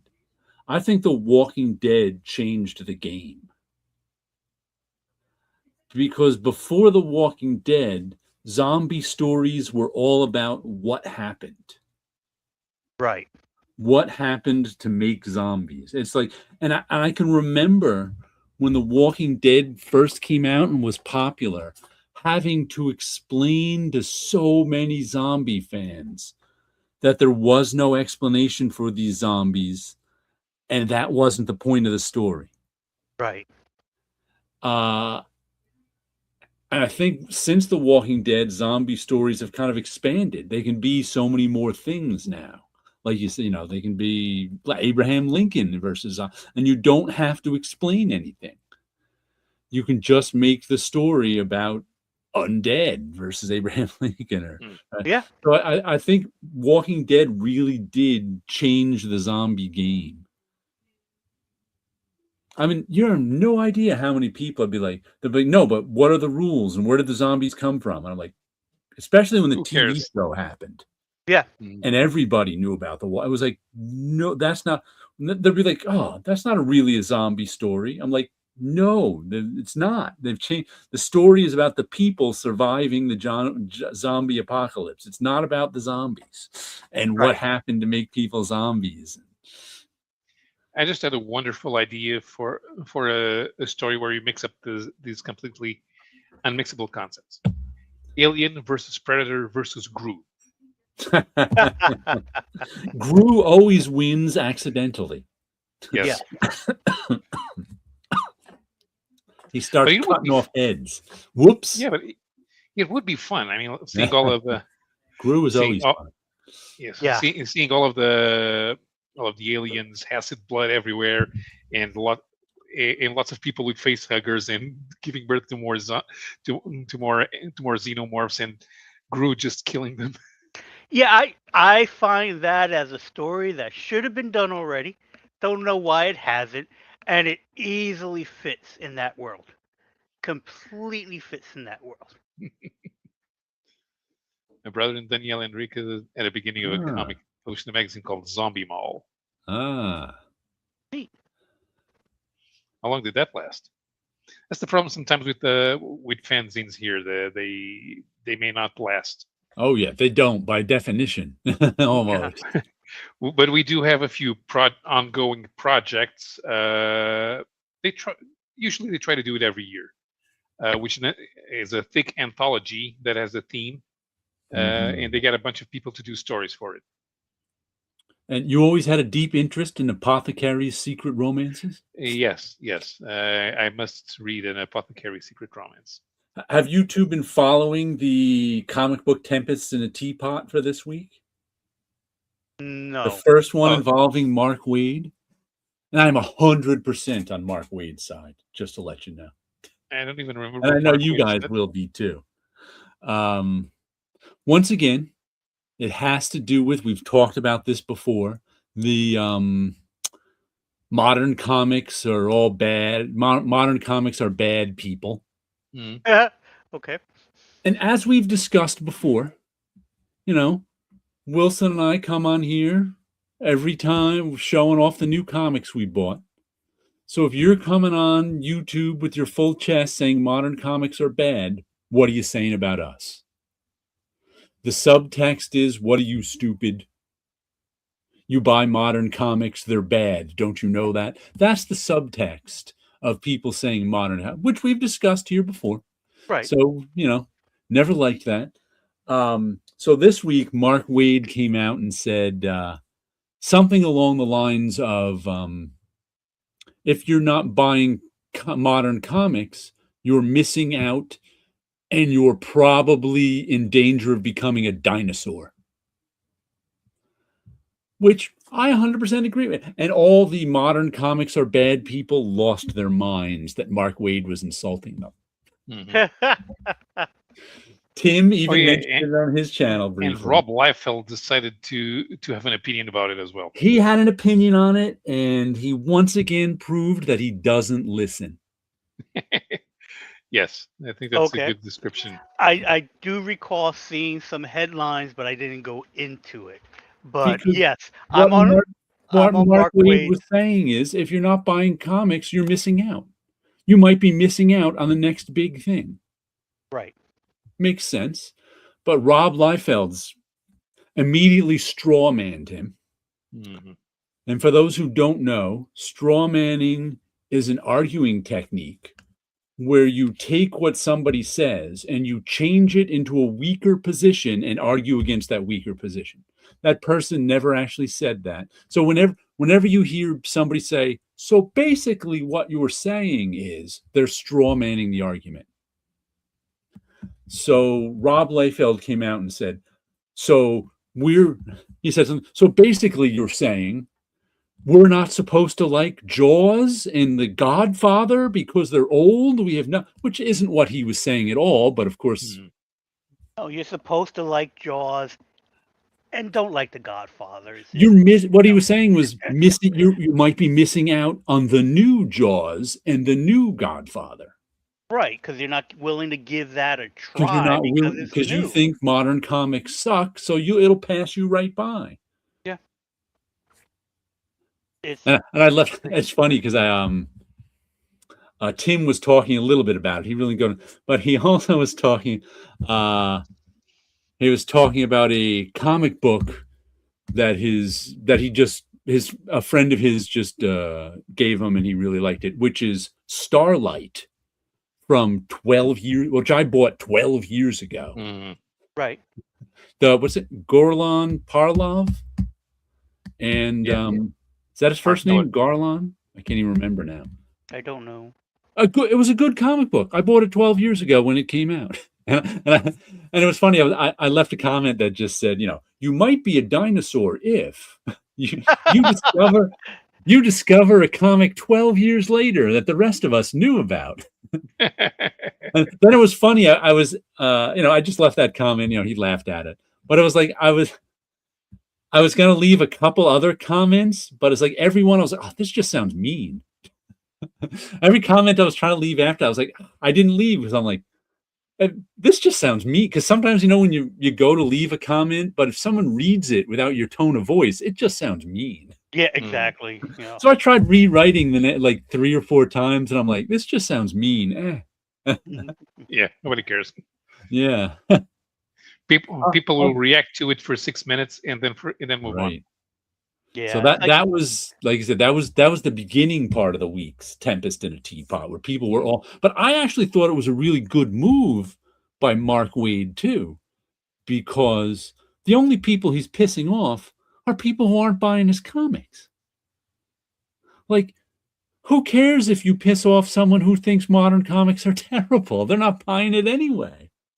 And maybe yeah, you'll get someone like Wilson or I who likes modern comics to check out your latest issue since you're in the news of whatever, since you're in the news. But it's like, I was like, you know what? There's no downside to insulting people who aren't going to buy your comic anyway. And it was such a mild insult. And this people still got all bent out of shape. right. I yeah, I usually stay away from any of that stuff because uh I don't have the time. Yeah, I yeah. don't have the energy. There's this war or fight or something with John Byrne's X-Men that just came out, and the little bits and pieces I've heard about it is like from a YouTuber who is arguing, not necessarily defending John, not because John needs defending, that he doesn't like the person that is after John.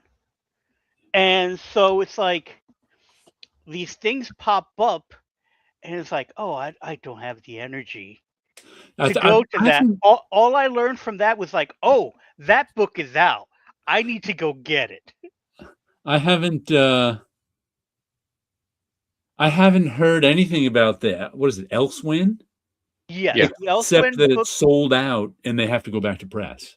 That's like right? the only So thing I've Right, heard. but yeah, and Heather Antos seems to have. I think Heather Antos is pissed off because the X-Men editor who she had a thing for, or he had a thing for her. I can't remember exactly. Isn't the one making money from X-Men Elsewhere because it's not being published by Marvel. Ah. And the guy,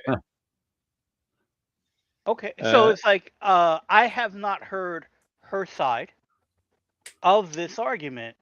So well, I Yeah. I, I saw a she couple of said posts. I saw she said posts, John Byrne was anti-trans Okay. and has been and and anti-trans. and that's in the book. I don't know. Yeah. So it's like, was it is she pointing out something specific? I don't know, and that's the thing. I don't. That's why I try not to get into these things, is because here's something that popped up, and I'm more interested in. Oh, I would like to get that book. It's from Abrams, and then you have some people saying, no, he needs to be canceled for something he either said or Well, he's thought to have said. he's been a jerk for a long time, so Yeah. Well, yeah, you got plenty to cancel him for if we've you want to kind of known cancel. that for a long time Yeah. that John Byrne hates everybody. Yeah. uh, and then Nothing new it's there. like, again, getting the information from this one YouTuber that, but she's okay with the fact that IDW is putting out all the John Byrne Star Trek books, and that's fine. But since she works for IDW, she's not going to say anything against that. Right, right. So it's like, I don't know how to get into that. Hmm. They ignored. So, yeah. I'll wait for the trade on Elsewhere. It is, Oh, it we're is a all three. trade. Well, Yeah. it's 30, I think, stories, and it's broken up into 3. So I guess what you mean, you're Trade. going to wait till all 3 of them are Yeah, put together at the end? he drew a lot. I tried reading some of it back when he posted it on his website. I It was like, does take a "Ooh, long, I'll read this." I read maybe an issue or two, and I was like, "Okay." considering Uh-huh. it's not Claremont writing the script. It's decidedly a very long-winded read. So, okay, so SBPT says it was a zombie apocalypse survivors keeping their stores open That's during his the brother's. Okay. yeah. It was in BD Journal. Okay, right. They published it until the end of the magazine. Well, of course, I mean the guy who published BD Journal became seriously ill, Oh, and Oh, okay. that and it ended, and he died sometime later. So it's been dead for 5 or 6 years, I think. Says Jared when I heard Rob's reaction. yeah. It got me all wound up. I almost made a video on it, but I'm like, why am I? I'll Yeah, talk I about can't. it on Friday. Yeah, I can't believe Mark Waid said that. Sad. The hipsters have come. Yeah. Yeah, you liked stuff 12 years after it was cool. Yes. We don't jump on any bandwagons. Matter of fact, the more popular it is, the less I want to know about it. Yeah. The other Tempest in a Teapot this week, did you hear about the John Romita Jr. cover? I heard about that, and it's like, again, it's like, if you don't want the book, don't buy the book. If you don't like the Well, cover, it don't buy the cover. wasn't necessarily the Tempest in the Teapot, because people were complaining about the cover. I don't know if you Uh-huh. saw it, pal. Wasn't I don't think it was his strongest cover. I don't think the colorist did him justice, but whatever. Was that painted? Yeah, Okay. painted or digitally painted, one or the other. If you there have been even people who have taken the pencils and re-inked and recolored them just to make it look better for Right. whatever reason. But a bunch of people were complaining on the internet about it. Of course. Normal stuff. But then and I think someone just made this up because, like, later on in the week, CB Sobowski came by and said that never happened. Allegedly, Marvel had pulled the cover because of all the complaints. I And people were, saw. and I even saw the woman who made the complaint was like, "Our bullying worked? What?" Yes, I Uh, saw that TikTok that was like that made me immediately. You're happy for being a bully yeah, on I the don't. internet? It was weird. I don't follow that person, and because of I've that, I I've seen her wouldn't. stuff before. So Yeah. she's a new collector. She's one of the. It's been in my she's showed up in my Your feed. algorithm in TikTok, and I like to check out the ideas. The new generally she's all right. And like I said, I was surprised to see her commenting on it when I eventually saw that because she's never been like a muckraker before. Okay. I think that's why she was surprised that her bullying worked, as she called it. I don't even know if it was bullying or just complaining. But she'll come on and she'll tell you what she likes and doesn't like about the comics she's gotten. Um, but I didn't see anyone complaining about it till. But like I said, I think someone just made up that it got canceled. I could see that. I could see that because you see it all the time. Things are being made up, and by the time, like again, CB Sabowski had to say something, Right. it's like, no, that didn't happen. And And and again, every pro on the internet came out to defend him. hmm So it's just like, huh. amazing. It's like, sheesh. There's plenty to be canceled. Yeah. I, I, guy who used to run I'll tell you the story. I've told this before, but it's been years. And Byrne is famous for this. Guy who Chris, used to work in the comic shop years ago. Now he teaches at Rockland Community College. He's a writing teacher. And when he was a kid, 10 years old, whatever, first getting into comics, first discovering the X-Men, found out John Byrne was going to be at a local convention, saved up his money. This is probably in the 80s. Saved up his money, bought a John Byrne comic, got himself to the con, got in line, met John Byrne, put his comic down for to get John Byrne to autograph it, and John Byrne looked at it, looked up at him, said, "Reprints get the stamp." Reached down below his table for a stamp and a stamp pad of his signature, opened up the comic, and stamped his signature in it and handed back. Now, Well, little Chris didn't know this was a reprint. right. Didn't know. Nobody except John Byrne has ever. I don't even know how he came up with the idea. Reprints get the stamp. A reprint for a reprint is also what he says sometimes. But to Chris he said reprints get the stamp. And he just started crying with Mhm. tenure because he didn't get his autograph. That was, I He got agree. it That's a stamped. jerk move. So he canceled John Byrne right then and there. And I can understand that 100%. Wow. Reprints get the stamp. You must have told me this story before Yeah. because I'm not surprised at it. Right. It's like that sounds very familiar. So you must have told me before. But that is a jerk move. That's up there with Barry Windsor Smith not signing something for a kid because he said, "Oh, I didn't get paid for this, so I'm not signing it." And it's like it's not the kid's fault. He had Yeah. no idea that you didn't get paid for this trade paperback piece of artwork that was published 3 or 4 years beforehand, and he happened to get it and happens to be at the con you're at. It's like Yeah, he had nothing to do with it. yeah. Perez refused to sign reprints as well.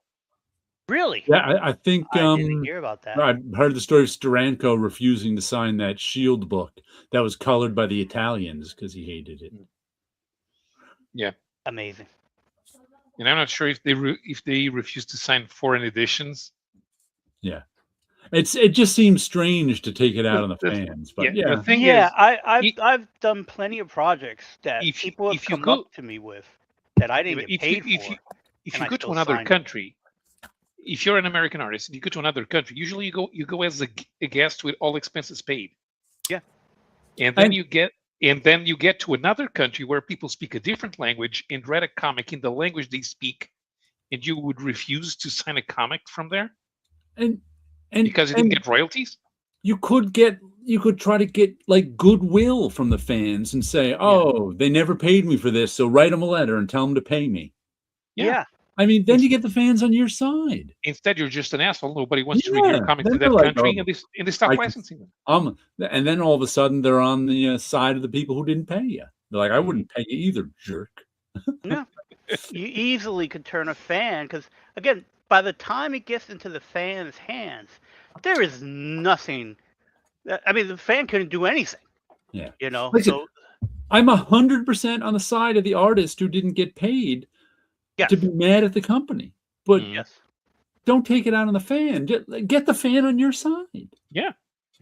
I was one of those artists who Shaken. didn't get paid for many of his work from Blue Water Productions way back when, and they paid me up to a certain point, and then they just stopped paying me.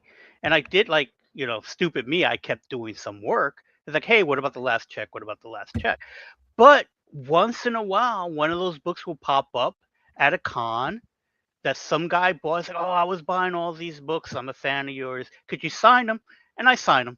And I Yeah, let them know, yeah, I didn't get paid for any of these, but that's not your fault. yeah, And I was signing. But then again, that's me.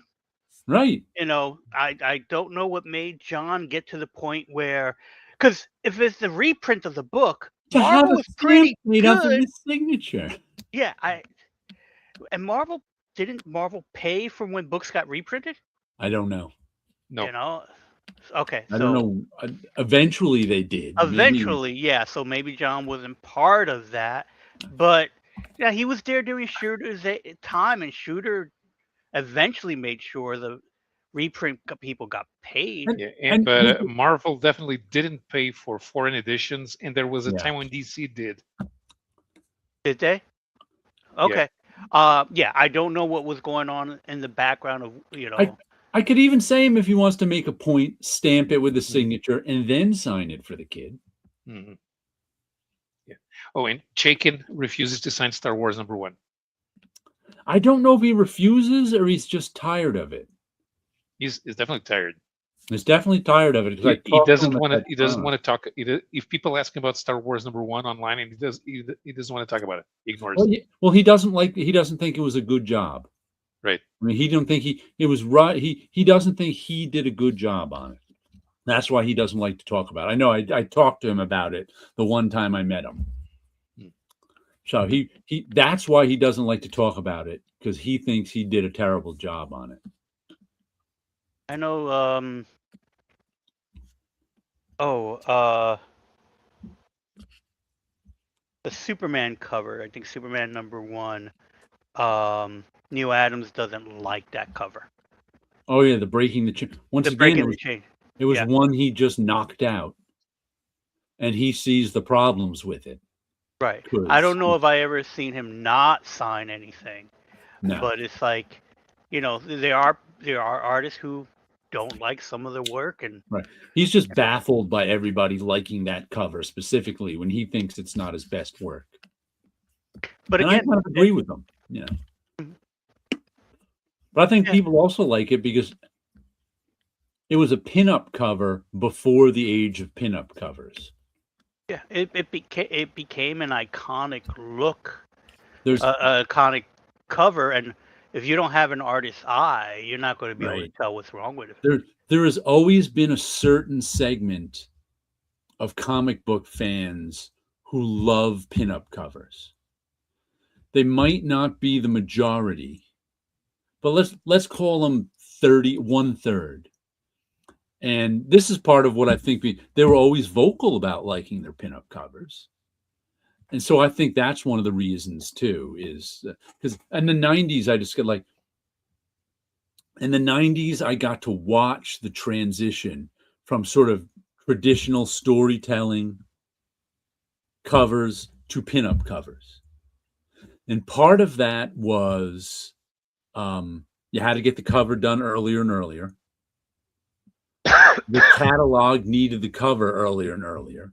So sometimes if there was you didn't know what the story was going to be, there wasn't enough time, you'd have the artist do sort of a generic cover. And then the people who like those pinup covers were always vocal.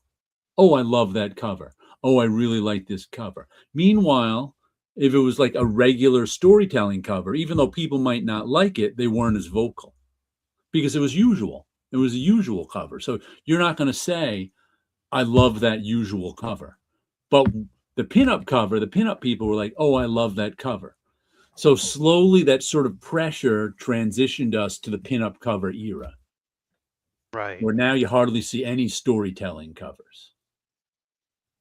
There were other pressures too, but I think that people complimenting them was one of the pressures moving them towards it.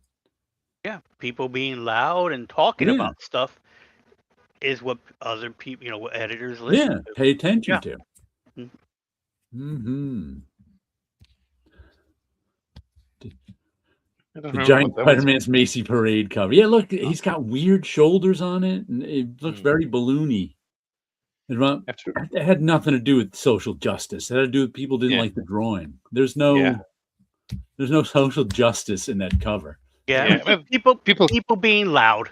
Yeah. And then people complain about the way Mila Manara drew the ass on Right. Spider-Man. They didn't like her sticking her ass up like that. So yeah.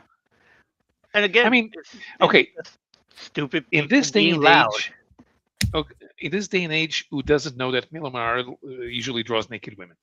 The people who didn't like that cover? Yeah, apparently they didn't. They didn't know Mila they didn't Manara know was. anything about And they mine. were never going to buy that book anyway. No. Right.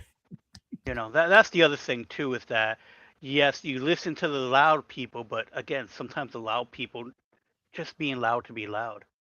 And it really doesn't take that many people to be loud on the internet. No. It takes a couple. Takes a dozen people who just keep posting. Dick move by John Byrne. John Boo. Of course, a lot of people only found out how much of an asshole John Byrne was when they joined Byrne Robotics. Yeah. Yeah.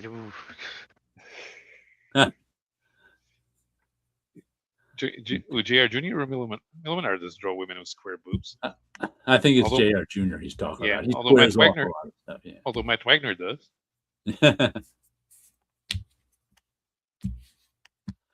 Yeah, J.R. Jr. takes chances. Yeah, he's always changing things around and experimenting with stuff. Some good, some, whew. Like that, but and then some really good I don't stuff. think that cover was his best, but No, I think that cover I'm not going to was. complain about it on the internet, especially since I know it's like for issue 1,000 of Spider-Man, there's going to be 1,000 covers. Yeah, exactly, and I bet you it was one of those.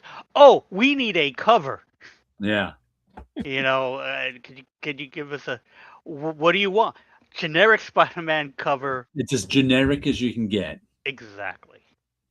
It was a safe cover that probably was done quickly. And it's even like strangely symmetrical. Because Spider-Man is not really a symmetrical character in terms of they always try to draw him in these spidery poses, which are never symmetrical. So seeing him in that symmetrical pose is a little weird too. And I've seen John's layout for covers. Yeah. So he most likely gave them a choice of like 4. Yeah. And an editor picked that one to be done. The pencils are actually better than the finished colors because I just think the colorist picked the wrong technique. Colorist probably it was a get it done job. Yeah. Well, what it was too is the original cover and a lot of John Romita's artwork is very graphic designy. He uses a lot of graphic design elements and thinking in it. And the colorist went more illustrative with it. So it was this clash between the illustrative and the graphic designy that just didn't work for me. And as a matter of fact, the people who I saw redo the cover all went in a more graphic designy way, because that's how the cover was actually made. Right. To me, it was just a swing and a miss. Oh well. Yeah. but somehow it got traction by people being mad about it. And speaking of zombies, we also have White Sky this week, which is ghosts instead of zombies. Post-apocalyptic, and all these ghosts have taken over the world and will come out and kill you. There are some of the ghosts. So they're running from ghosts and not zombies. And of course, some nice artwork here. Good, nice, pretty girl. And of course, the biggest, a big danger, of course, is other people. There they are getting shot at. And then the ghosts are coming to get them at the end. So it's a good post-apocalyptic story. This is the one. The first issue was hot, Right. and everybody, the first issue went to $40 or something. And along with ghost zombies, we have zombie butterflies, or butterflies that make you into a zombie. So this one actually racked up. So it was only 4 issues. They're like vampire butterflies that kill you, turn you into. This is the one that gives you the dancing sickness. Turns you into this, and eventually you fall down and die, and the butterflies drink your blood. But I can't figure out, like, I thought this took place in like the Salem witch trial times, because you got a preacher against it definitely takes place in the past, and this preacher has this flintlock gun or something. But then, all of a sudden, like he's also got the. I mean, that's a flintlock gun, isn't it? Yes. I'm not going Yes. crazy. Yes, that is a time period gun. But then all of a sudden, this guy in it has a revolver. So this would be post 1841. I didn't know double action revolver. Mm-hmm. Yeah, no. Although whoever drew that may not know either.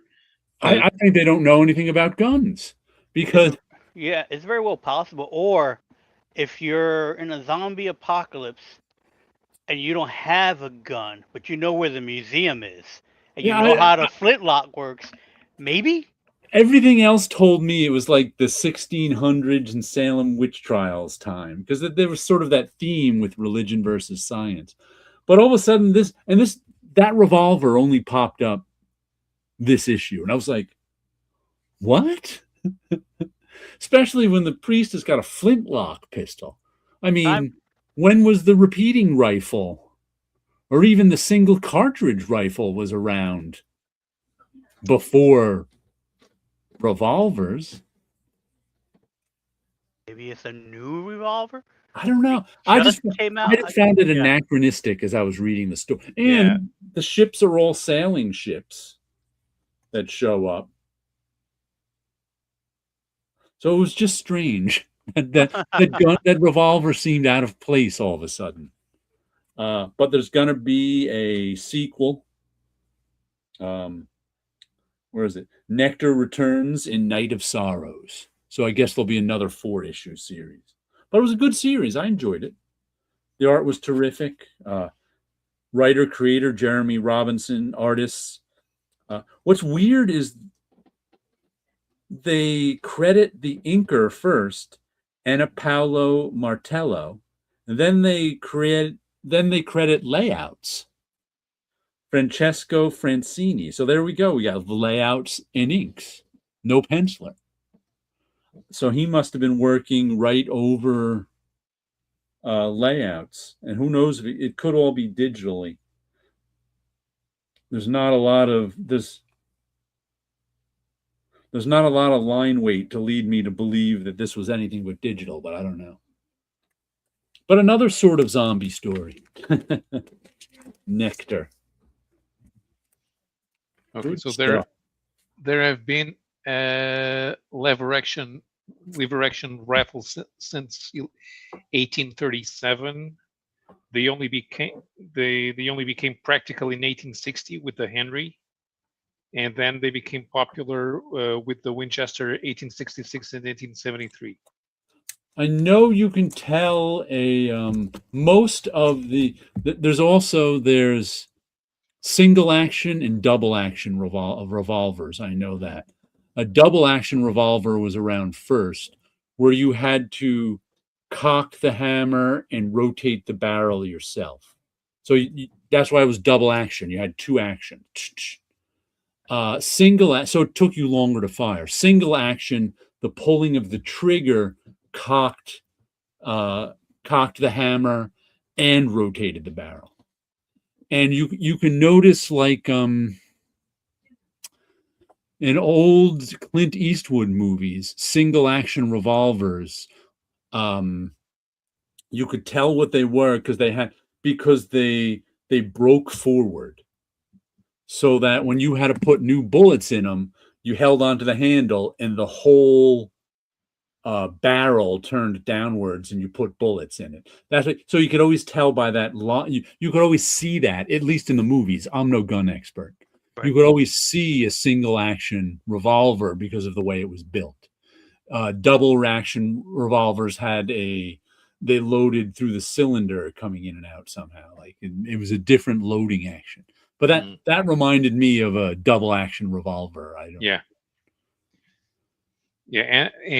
but revolvers only so it's the 1851 Colt was the one that was practical for use, and that was a double action one. I'm pretty sure they were all, because the first ones that were practical were double action.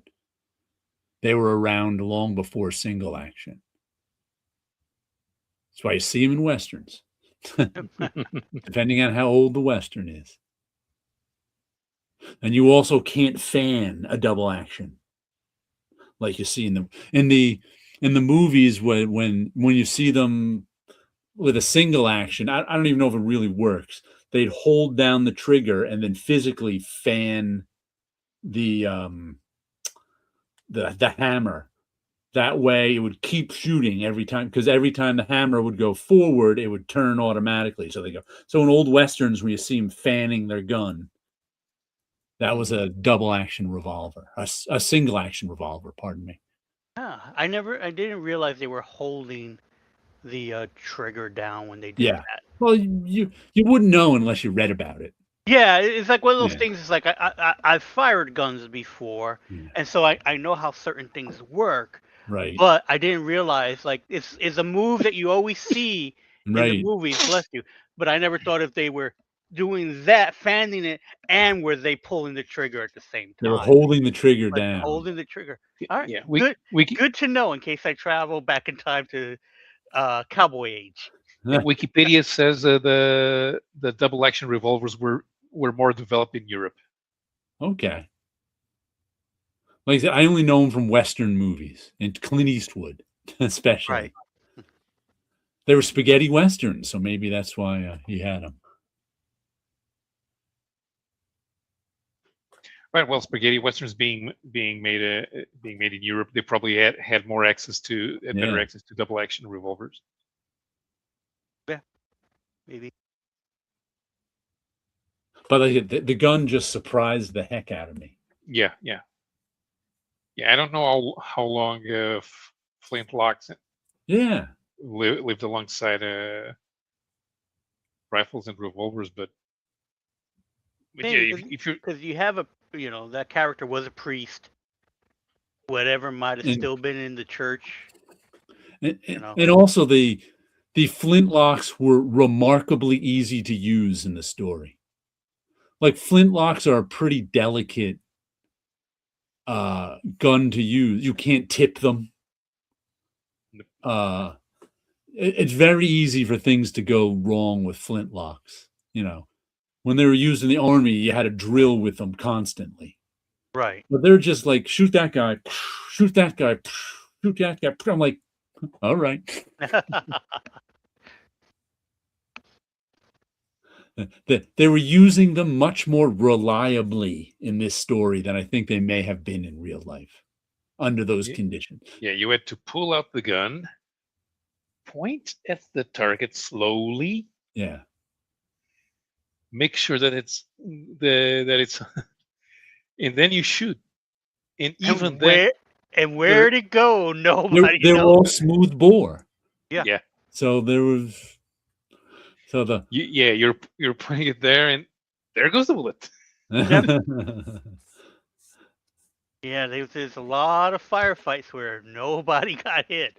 Mhm. Those stories, there are more of those than accurately Yeah, hitting. I That's why, like challenge I said, in yeah, the I army, you challenge you had a to a mass duel. fire.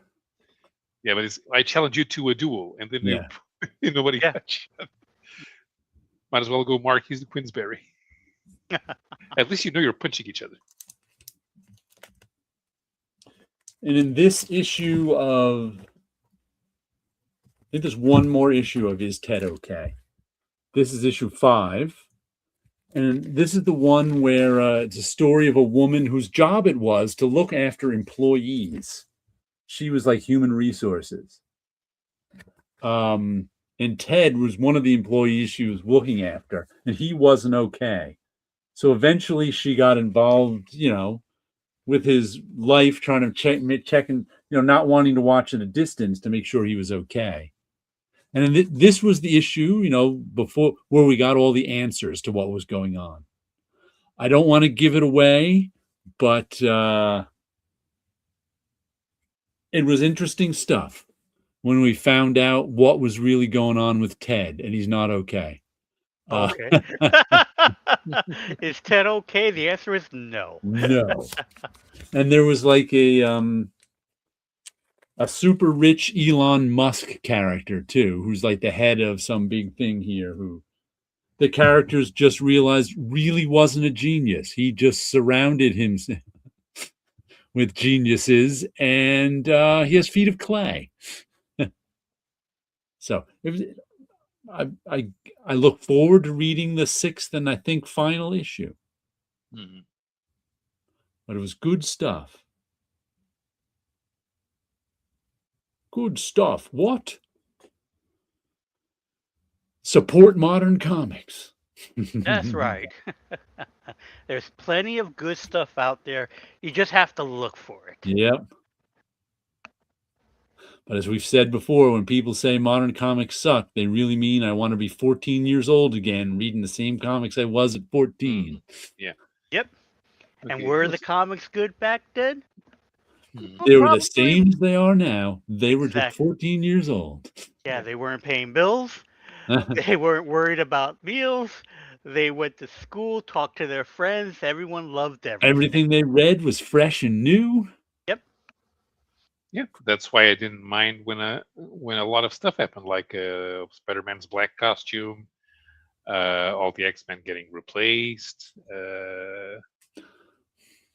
Magneto becoming Quicksilver and Scarlet Witch's father.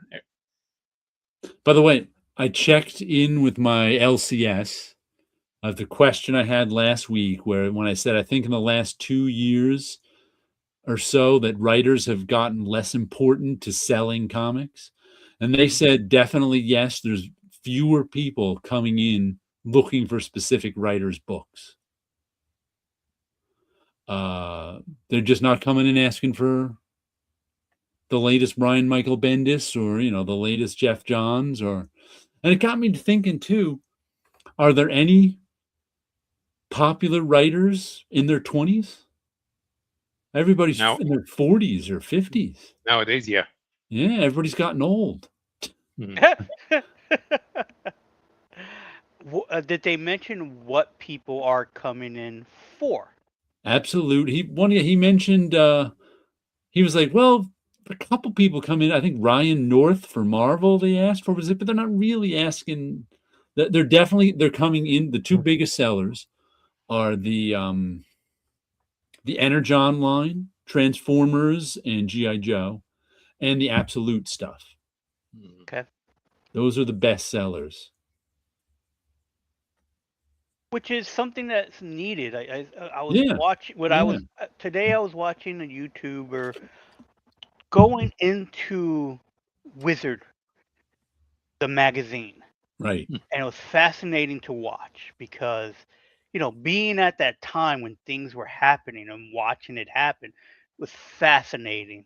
Hmm. And the thing that both Wizard did good and did poorly was, yes, they were there cheerleaders of comic books, Hmm. but they weren't out there to get new readers. They were there to celebrate comics to the Right. collectors. To They service the readers we got, right, instead of trying to get which there were a lot new. of. So that was good Yes, so it at was the good. They time. was they were servicing the collectors, and they were going for the money that the collectors had, but they were not, and also the industry were not going after new readers. Right. And it's like, and that's always kind of been the problem, is to get the new readers. We've been lucky. Yeah. New readers are showing up, but I don't think there is a push to find new readers, Well, or from my point of view. I've said before that comic books have evolved so much as a visual medium that I always have heard people say for years and years and years on and off, I can't read comic books because I don't know where to read next. And I don't think that's necessarily a problem with comic books. That's a problem with um, if you show somebody who hasn't seen a movie since 1950 a movie from 2026, they won't be able to follow it because visual storytelling in movies has changed so much since 1950 or whatever year you want to pick. And I think comics are the same. And people always say, well, comics should be as clear. I'm like, we never say that about movies. We never say every movie is someone's first movie and someone who's never seen a movie before should be able to follow this movie. We just take it for granted that people have caught up or will catch up with the visual storytelling because people see video all the time because it's true. Yeah. Hmm. But with comics, not everybody reads comics, so not everybody has kept up with the visual storytelling, and there's no place to do that but with comics. So it's kind of this weird catch-22 with comics where people are decades behind in visual storytelling, the general population. And that's not comics' fault. That's just the way it is when you're a niche thing. Yeah. Hmm. Eric P is here. Hello. Hello. DC just announced a new compact line more at young readers. DC has been doing stuff with young leaders. Yancey Labatt has been drawing the super he's been drawing a whole series for years now of young readers books, like 6x9 ones that are about the superhero women, the super girls. I forget the name of the actual line because it's not aimed at us. It's Right. aimed at 10-year-old girls. But yeah, the DC has been doing a lot of that. I don't know that Marvel has, but Although I fail to understand why they think that after decades and decades of not wanting to read heroics, girls would want to start reading heroics now. because that's their IP. Well, that's the thing. Yeah, And I mean, of course. that's the reason. Yeah, Yeah, yeah, it's like we'll We got make it, and hopefully the yeah. readers I will mean, come. But at least yeah. they're doing something to go after new Yeah, young readers. right. Isn't it easy to try to bring back Amethyst or something? For who? But that's the thing. If you can get kids who've never read a comic to pick up Captain Underpants, they shouldn't care that people in the direct market don't care about Amethyst. Yeah, they should put it out. They should make it and put it out. But who knows why they Like, haven't? Because it costs money and there's no return that there's they no can return see. in there's no actual return on this one either. Yeah, Or I'm or sure there's maybe they're some. okay. It's equal as I'm for the type of customer that they're after. It's equally a risk to try to do Supergirl or Amethyst. It's not because they already have all the merchandise for Supergirl. And Supergirl's got a movie. Yeah, but 3 years ago. I'm just saying, it's stuff. This is why they make these decisions. Because with Amethyst, they'd have to start from zero. With Supergirl, they're starting from whatever they are above zero with like merchandise and stuff. So I think that's why. Yeah, and it makes sense because Supergirl's in a cartoon. She's in the movie, and there's history to Supergirl. And so they're again these are the corporate people making decisions of, oh, They I know know Supergirl. They don't know Amethyst. exactly. Right. They did a Static Shock cartoon. Nobody knew what Static Shock was, Oh yeah, I'm not saying it can't work. I'm just saying and they that's did. not what they do. Right. And then when they try to do a Static Shock comic, they sell it in the direct market, and nobody cares. Right. Because that's their market. But that's the market they know. Yeah. They just they destroyed any other market.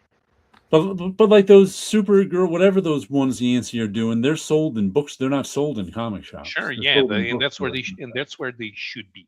Yeah. Yes. Yeah, exactly. I What they agree. probably think because it has the S shield, it will be easy to market to people who didn't care about Superman. Yes. Mhm. So just or like And the last two, people, girls don't like Batman, so let's give them Batgirl. That doesn't make sense either. the last two books I got this week are Narco, which is the Hilliard Wagner joint. They've always got some sort of serial killer book going on. And this is the one about this poor kid here who's got narcolepsy and passes out when things get too stressed, who's gets involved, gets in a serial killer's crosshairs somehow. I think there's one more issue of this, but it's been fun. He just got into a lot of trouble this issue, and he's kind of in the serial killer's sights now. So I always enjoy this creative team's work, the Plastic Verse it's called. So and the issue 1 was hot for a week too. So that was interesting because none of the other ones have been hot. And the other one I picked this one up off the shelf, The Eye Collector, because it was sufficiently weird looking.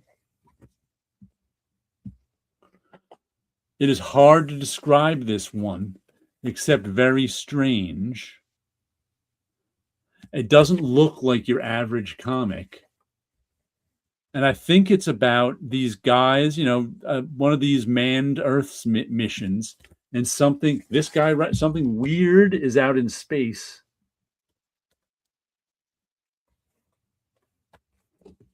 And he stole one of their eyes at the end. It's very trippy. It's very different. It's very non-traditional. And I liked the first issue. But then in the back, he said it's going 12 issues. And I'm like, will I have the patience for it for 12 issues? Because I did really like this issue, and I really had patience for it. But 12 issues of this weirdness? But it was also, I bought it because it was like, it's amazing now, $4 is now a cheap comic. Wow. So one of the reasons I picked this one up, I'm like, well, if it's $4, I'll buy it. And I looked at it and went, oh, it's $4. I think I'll definitely get one more issue. So the compact comics are reprinting the adventures books based on the cartoons. People, comic fans have been liking those compact comics, definitely. I don't know about the general public, but comic fans have definitely liked those.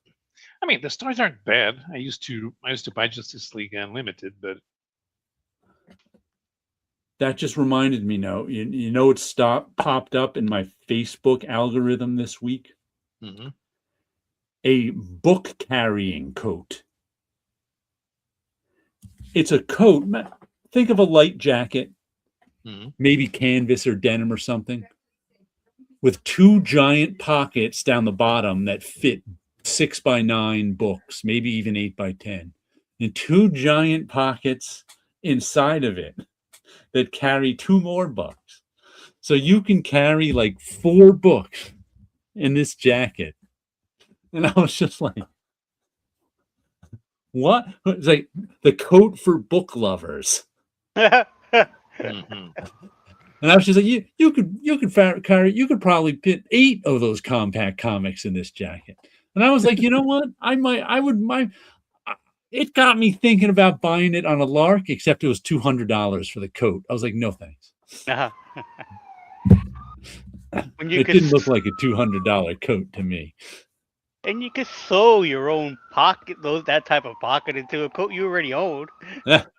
Maybe you could, but I'm not gonna. We could, but we're not gonna. Right. It would be cheaper to pay the $200 than to attempt to spend as much time as it would take me to sew those pockets on. Okay. Yeah. You This might be reminds me. you might be a sewing aficionado, and I don't know that, but I I am have not. I have the knowledge because I've sewn in the past, but I have we're talking about decades. But I have two, but it I was have the 7th grade. right I home was taught to use a sewing machine. right home economic Hey, classes. Chorus here. What's up? Hello Hey, there. When how's will I it wear it? going? It was a light coat. You'd probably wear it in the spring or the fall. Hmm. Mm. But he's in Southern California, isn't he? Texas isn't Texas. Oh, Texas. Oh, yeah. You're not wearing this. Yeah, you're not wearing this. As Chris would say, doxing people all over the place. No. Because This, you know, Texas really narrows it down. Uh-huh, uh-huh, uh-huh. this A two quarter hundred of the dollar United coat. States. Yeah, the $200 coat. Have you guys uh, ever gone through the apparel section, in previews? Not in a long, long time. Yeah, and man, T-shirt costs $20.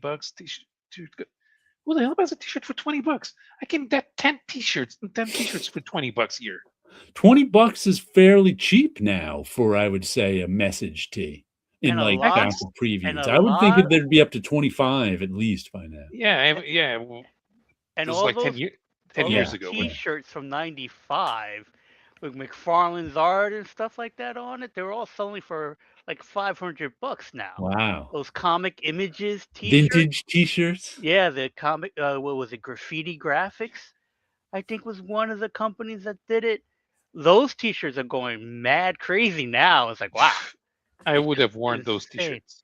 Oh yeah, Is that that's the thing. I did. I owned those, and I wore them till they, fell apart. well, They of weren't course. made of the greatest materials, No. you know. Did, And did you ever use any of those shirt of the day sites with all the no, unlicensed bootleg mashup shirts? no, I saw them. I know CB was into them for a short while, Yeah. and it's like, I saw people with like either, they're only for sale for the next 15 Right. hours and stuff like that, Before long the enough. cease and desist order comes in. Exactly. Exactly. I saw those, but it was like, that's not my thing. I saw some great T-shirts, Yeah. and it was like, those are cool. But I know they were not going to last any longer than the time you wore them for that day. I bought a few back in the day, and there were some sites that were good and some sites that were bad. But the t-shirts on them were like $10. Right. So the cheap ones were like $7, but they weren't. I eventually found the ones that, and they weren't all like bootlegs. Like one of my favorite ones was oh, what's his name? The White Whale in Captain Ahab. Uh, Moby Dick. Moby Dick reference shirt. So it's like that was That was one of my favorites. That was, and occasionally I'd get like a Calvin and Hobbes Firefly mashup one. But then I moved away from message. I was like wearing message for 20 years. I wore blank T-shirts, and then I moved into message T-shirts for I don't know 3 or 4 years. Then I went to old Tommy Hilfiger shirts and these collared ones that my sister bought me. So I haven't got one in a long time. Right. But Bunch wears a lot of those. He's a message T kind of guy, so he shows them off a lot. He does show them off on Facebook. Yes. He's got a ton of them. The only time I ordered a shirt from previews was a polo shirt, and it never came. Well, that's annoying. Yeah. Yes. It would have been cool because like most people would not understand the joke because there was one. It was you go to New York and you get a I Love NYC T-shirt. So this one of the polo shirts that Latvia, land of peace and prosperity. Lots of Nick shirts out on the streets of New York. Yeah, and I was going to wear that, and nobody would understand. Nobody would get it. One person would get it, and be like, "Yeah." Where's Godzilla versus Moby Dick? Did you see the new Godzilla? Did you pre-order the new Godzilla book, Wilson? I don't know what it's named, but it's like Godzilla Year One. That I don't think I have pre-ordered it. It's not named that, but it takes place like right after the atomic bomb droppings when Godzilla first goes to Tokyo. I have not seen that, so keep an eye out for it. I'll definitely keep an eye out because I also have to pick up the last issue of G-Fan magazine. That was the quarterly magazine that started off as a fanzine. Right.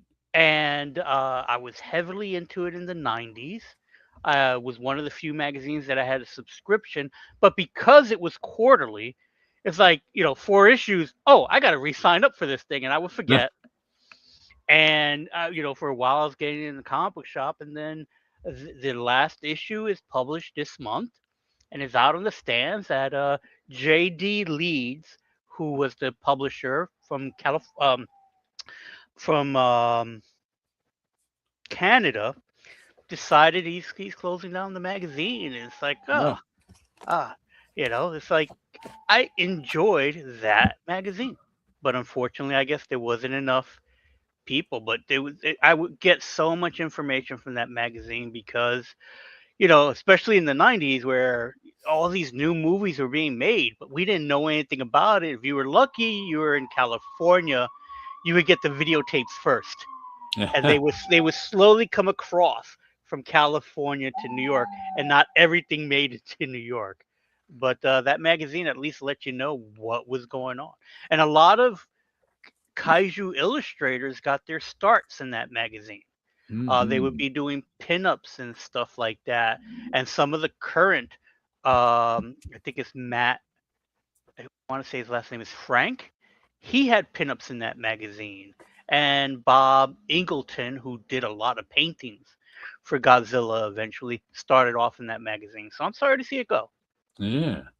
I almost forgot I got a book yesterday from eBay. It came. And I didn't know. I think this is a Dark Horse Library edition, which I don't think I've ever gotten before, but I didn't know they were this nice. This is Jupiter's Legacy. Miller and Quitely. And it's got a ribbon in it. It's got gilt edges. Nice. It's of course a little oversized. I think it's around 9 by 12. Let's see, what is this? I got a ruler right here. It's 8 by 12 and a half. This is one of my favorite superhero stories of the last decade or so. There's a giant one. Nice reproduction, of course. Opens up flat, but I think the original price on it is $50 US, which is actually pretty good for this nice. I Oh got it yeah, for definitely. 22 shipped and taxed Great uh, price.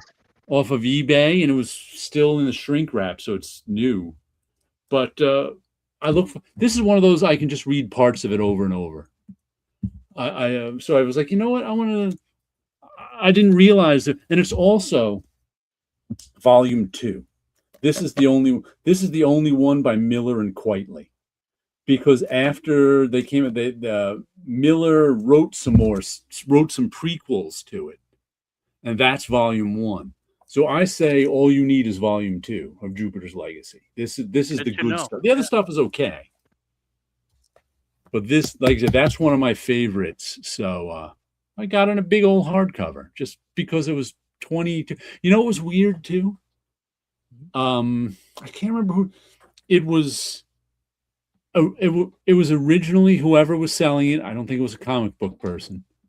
Had of course, I think it was originally for $22 or $23, and they had make an offer. So I offered 18. They rejected that offer, didn't make a counter offer. And I don't know if they wrote me or eBay saying, you're so close to the bottom of the offer, make another offer or something like that. And I was like, That was eBay. I was like, why didn't they just make me a counter offer? It was very strange. So like a few days later, I went back, it was still there, and I made a counter offer of $20, I think it was. And they took it, and, you know, $20 free shipping. So it was just $20 plus tax. And it was good. Yeah. Yeah, with eBay you could set up automatic offers. So Right. like if you make an offer and it's under this amount, It the automatically the rejects. computer will say no. Right. And if it's close to that amount, it would It'll, be eBay telling you, right. "Hey, you're close to it." So I think that's a new thing, but again, Yeah. that's all automations. They didn't, what was, I deleted the email. Then I was like, who sent me that email? And I looked in my messages in eBay, and it wasn't in my messages. So I was like, that's weird. So I thought it was eBay who sent it to me, but I wasn't 100% sure. Right. Not sure when we are getting Moby Dick. However, Godzilla's Monsterpiece Theater presents Roar of the Worlds is slated for August 12th. Ah. So it's going to be Godzilla versus Martians. Huh. And Kaiju of of Oz. Oz, October 7th. Godzilla is going up against every public domain thing there is. Exactly. Why not? You know. So we're going to have Godzilla versus Popeye. Yep. Ooh, maybe. Godzilla versus Pooh Bear. Did we get that one already? No. Winnie the Pooh. Here's the thing: the design of Winnie the Pooh was made by Disney. It does not have anything to do with the novel. No, well, they already have a design. There's an older design There is a from the novel design you Yeah. can use that can be used. You know. You can't use the Disney one, but Right. you can use the earlier one. I think it is, because I've seen Pooh Bear stuff out already. Pooh Bear horror stuff. Yeah. That would be Pooh Bear. Well, Winnie the Pooh is kind of a horror story. A bear mauling you. You get stuck in a hole because you overate, and then you can't get it. You can't get into the cavern, and you can't get out of the cavern through the hole that you're stuck in, and you can't eat. You're vulnerable to attacks by Eeyore. Imagine you're a bear, and Eeyore can hurt you. Godzilla versus Goldilocks. Godzilla versus Cthulhu is kind of or not. I think that would be a tough one, since Cthulhu, as far as I know, isn't an actual monster. He's some eldritch being in other. Mm-hmm. He's not a kaiju, so I think that'd be tougher to write than you think. Mm-hmm. If you want to be true to Cthulhu, that is. If you don't want to be, if you want him to just fight a giant tentacle monster, all right. Winnie the Pooh is a radical. He wears a shirt but no pants. And I would say that that's pretty much normal, but I think Winnie the Pooh was the first before Donald Duck. And Winnie that's the why Pooh. Howard the Duck had to put on pants. Yep. And now is owned by Disney. How funny is that? Oh yeah. Steve Gerber's not around to see it.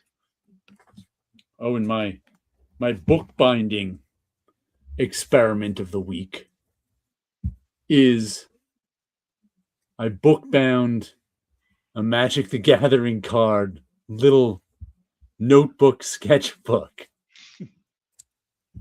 So it's Magic the Gathering cards bound in with blank sketch cards.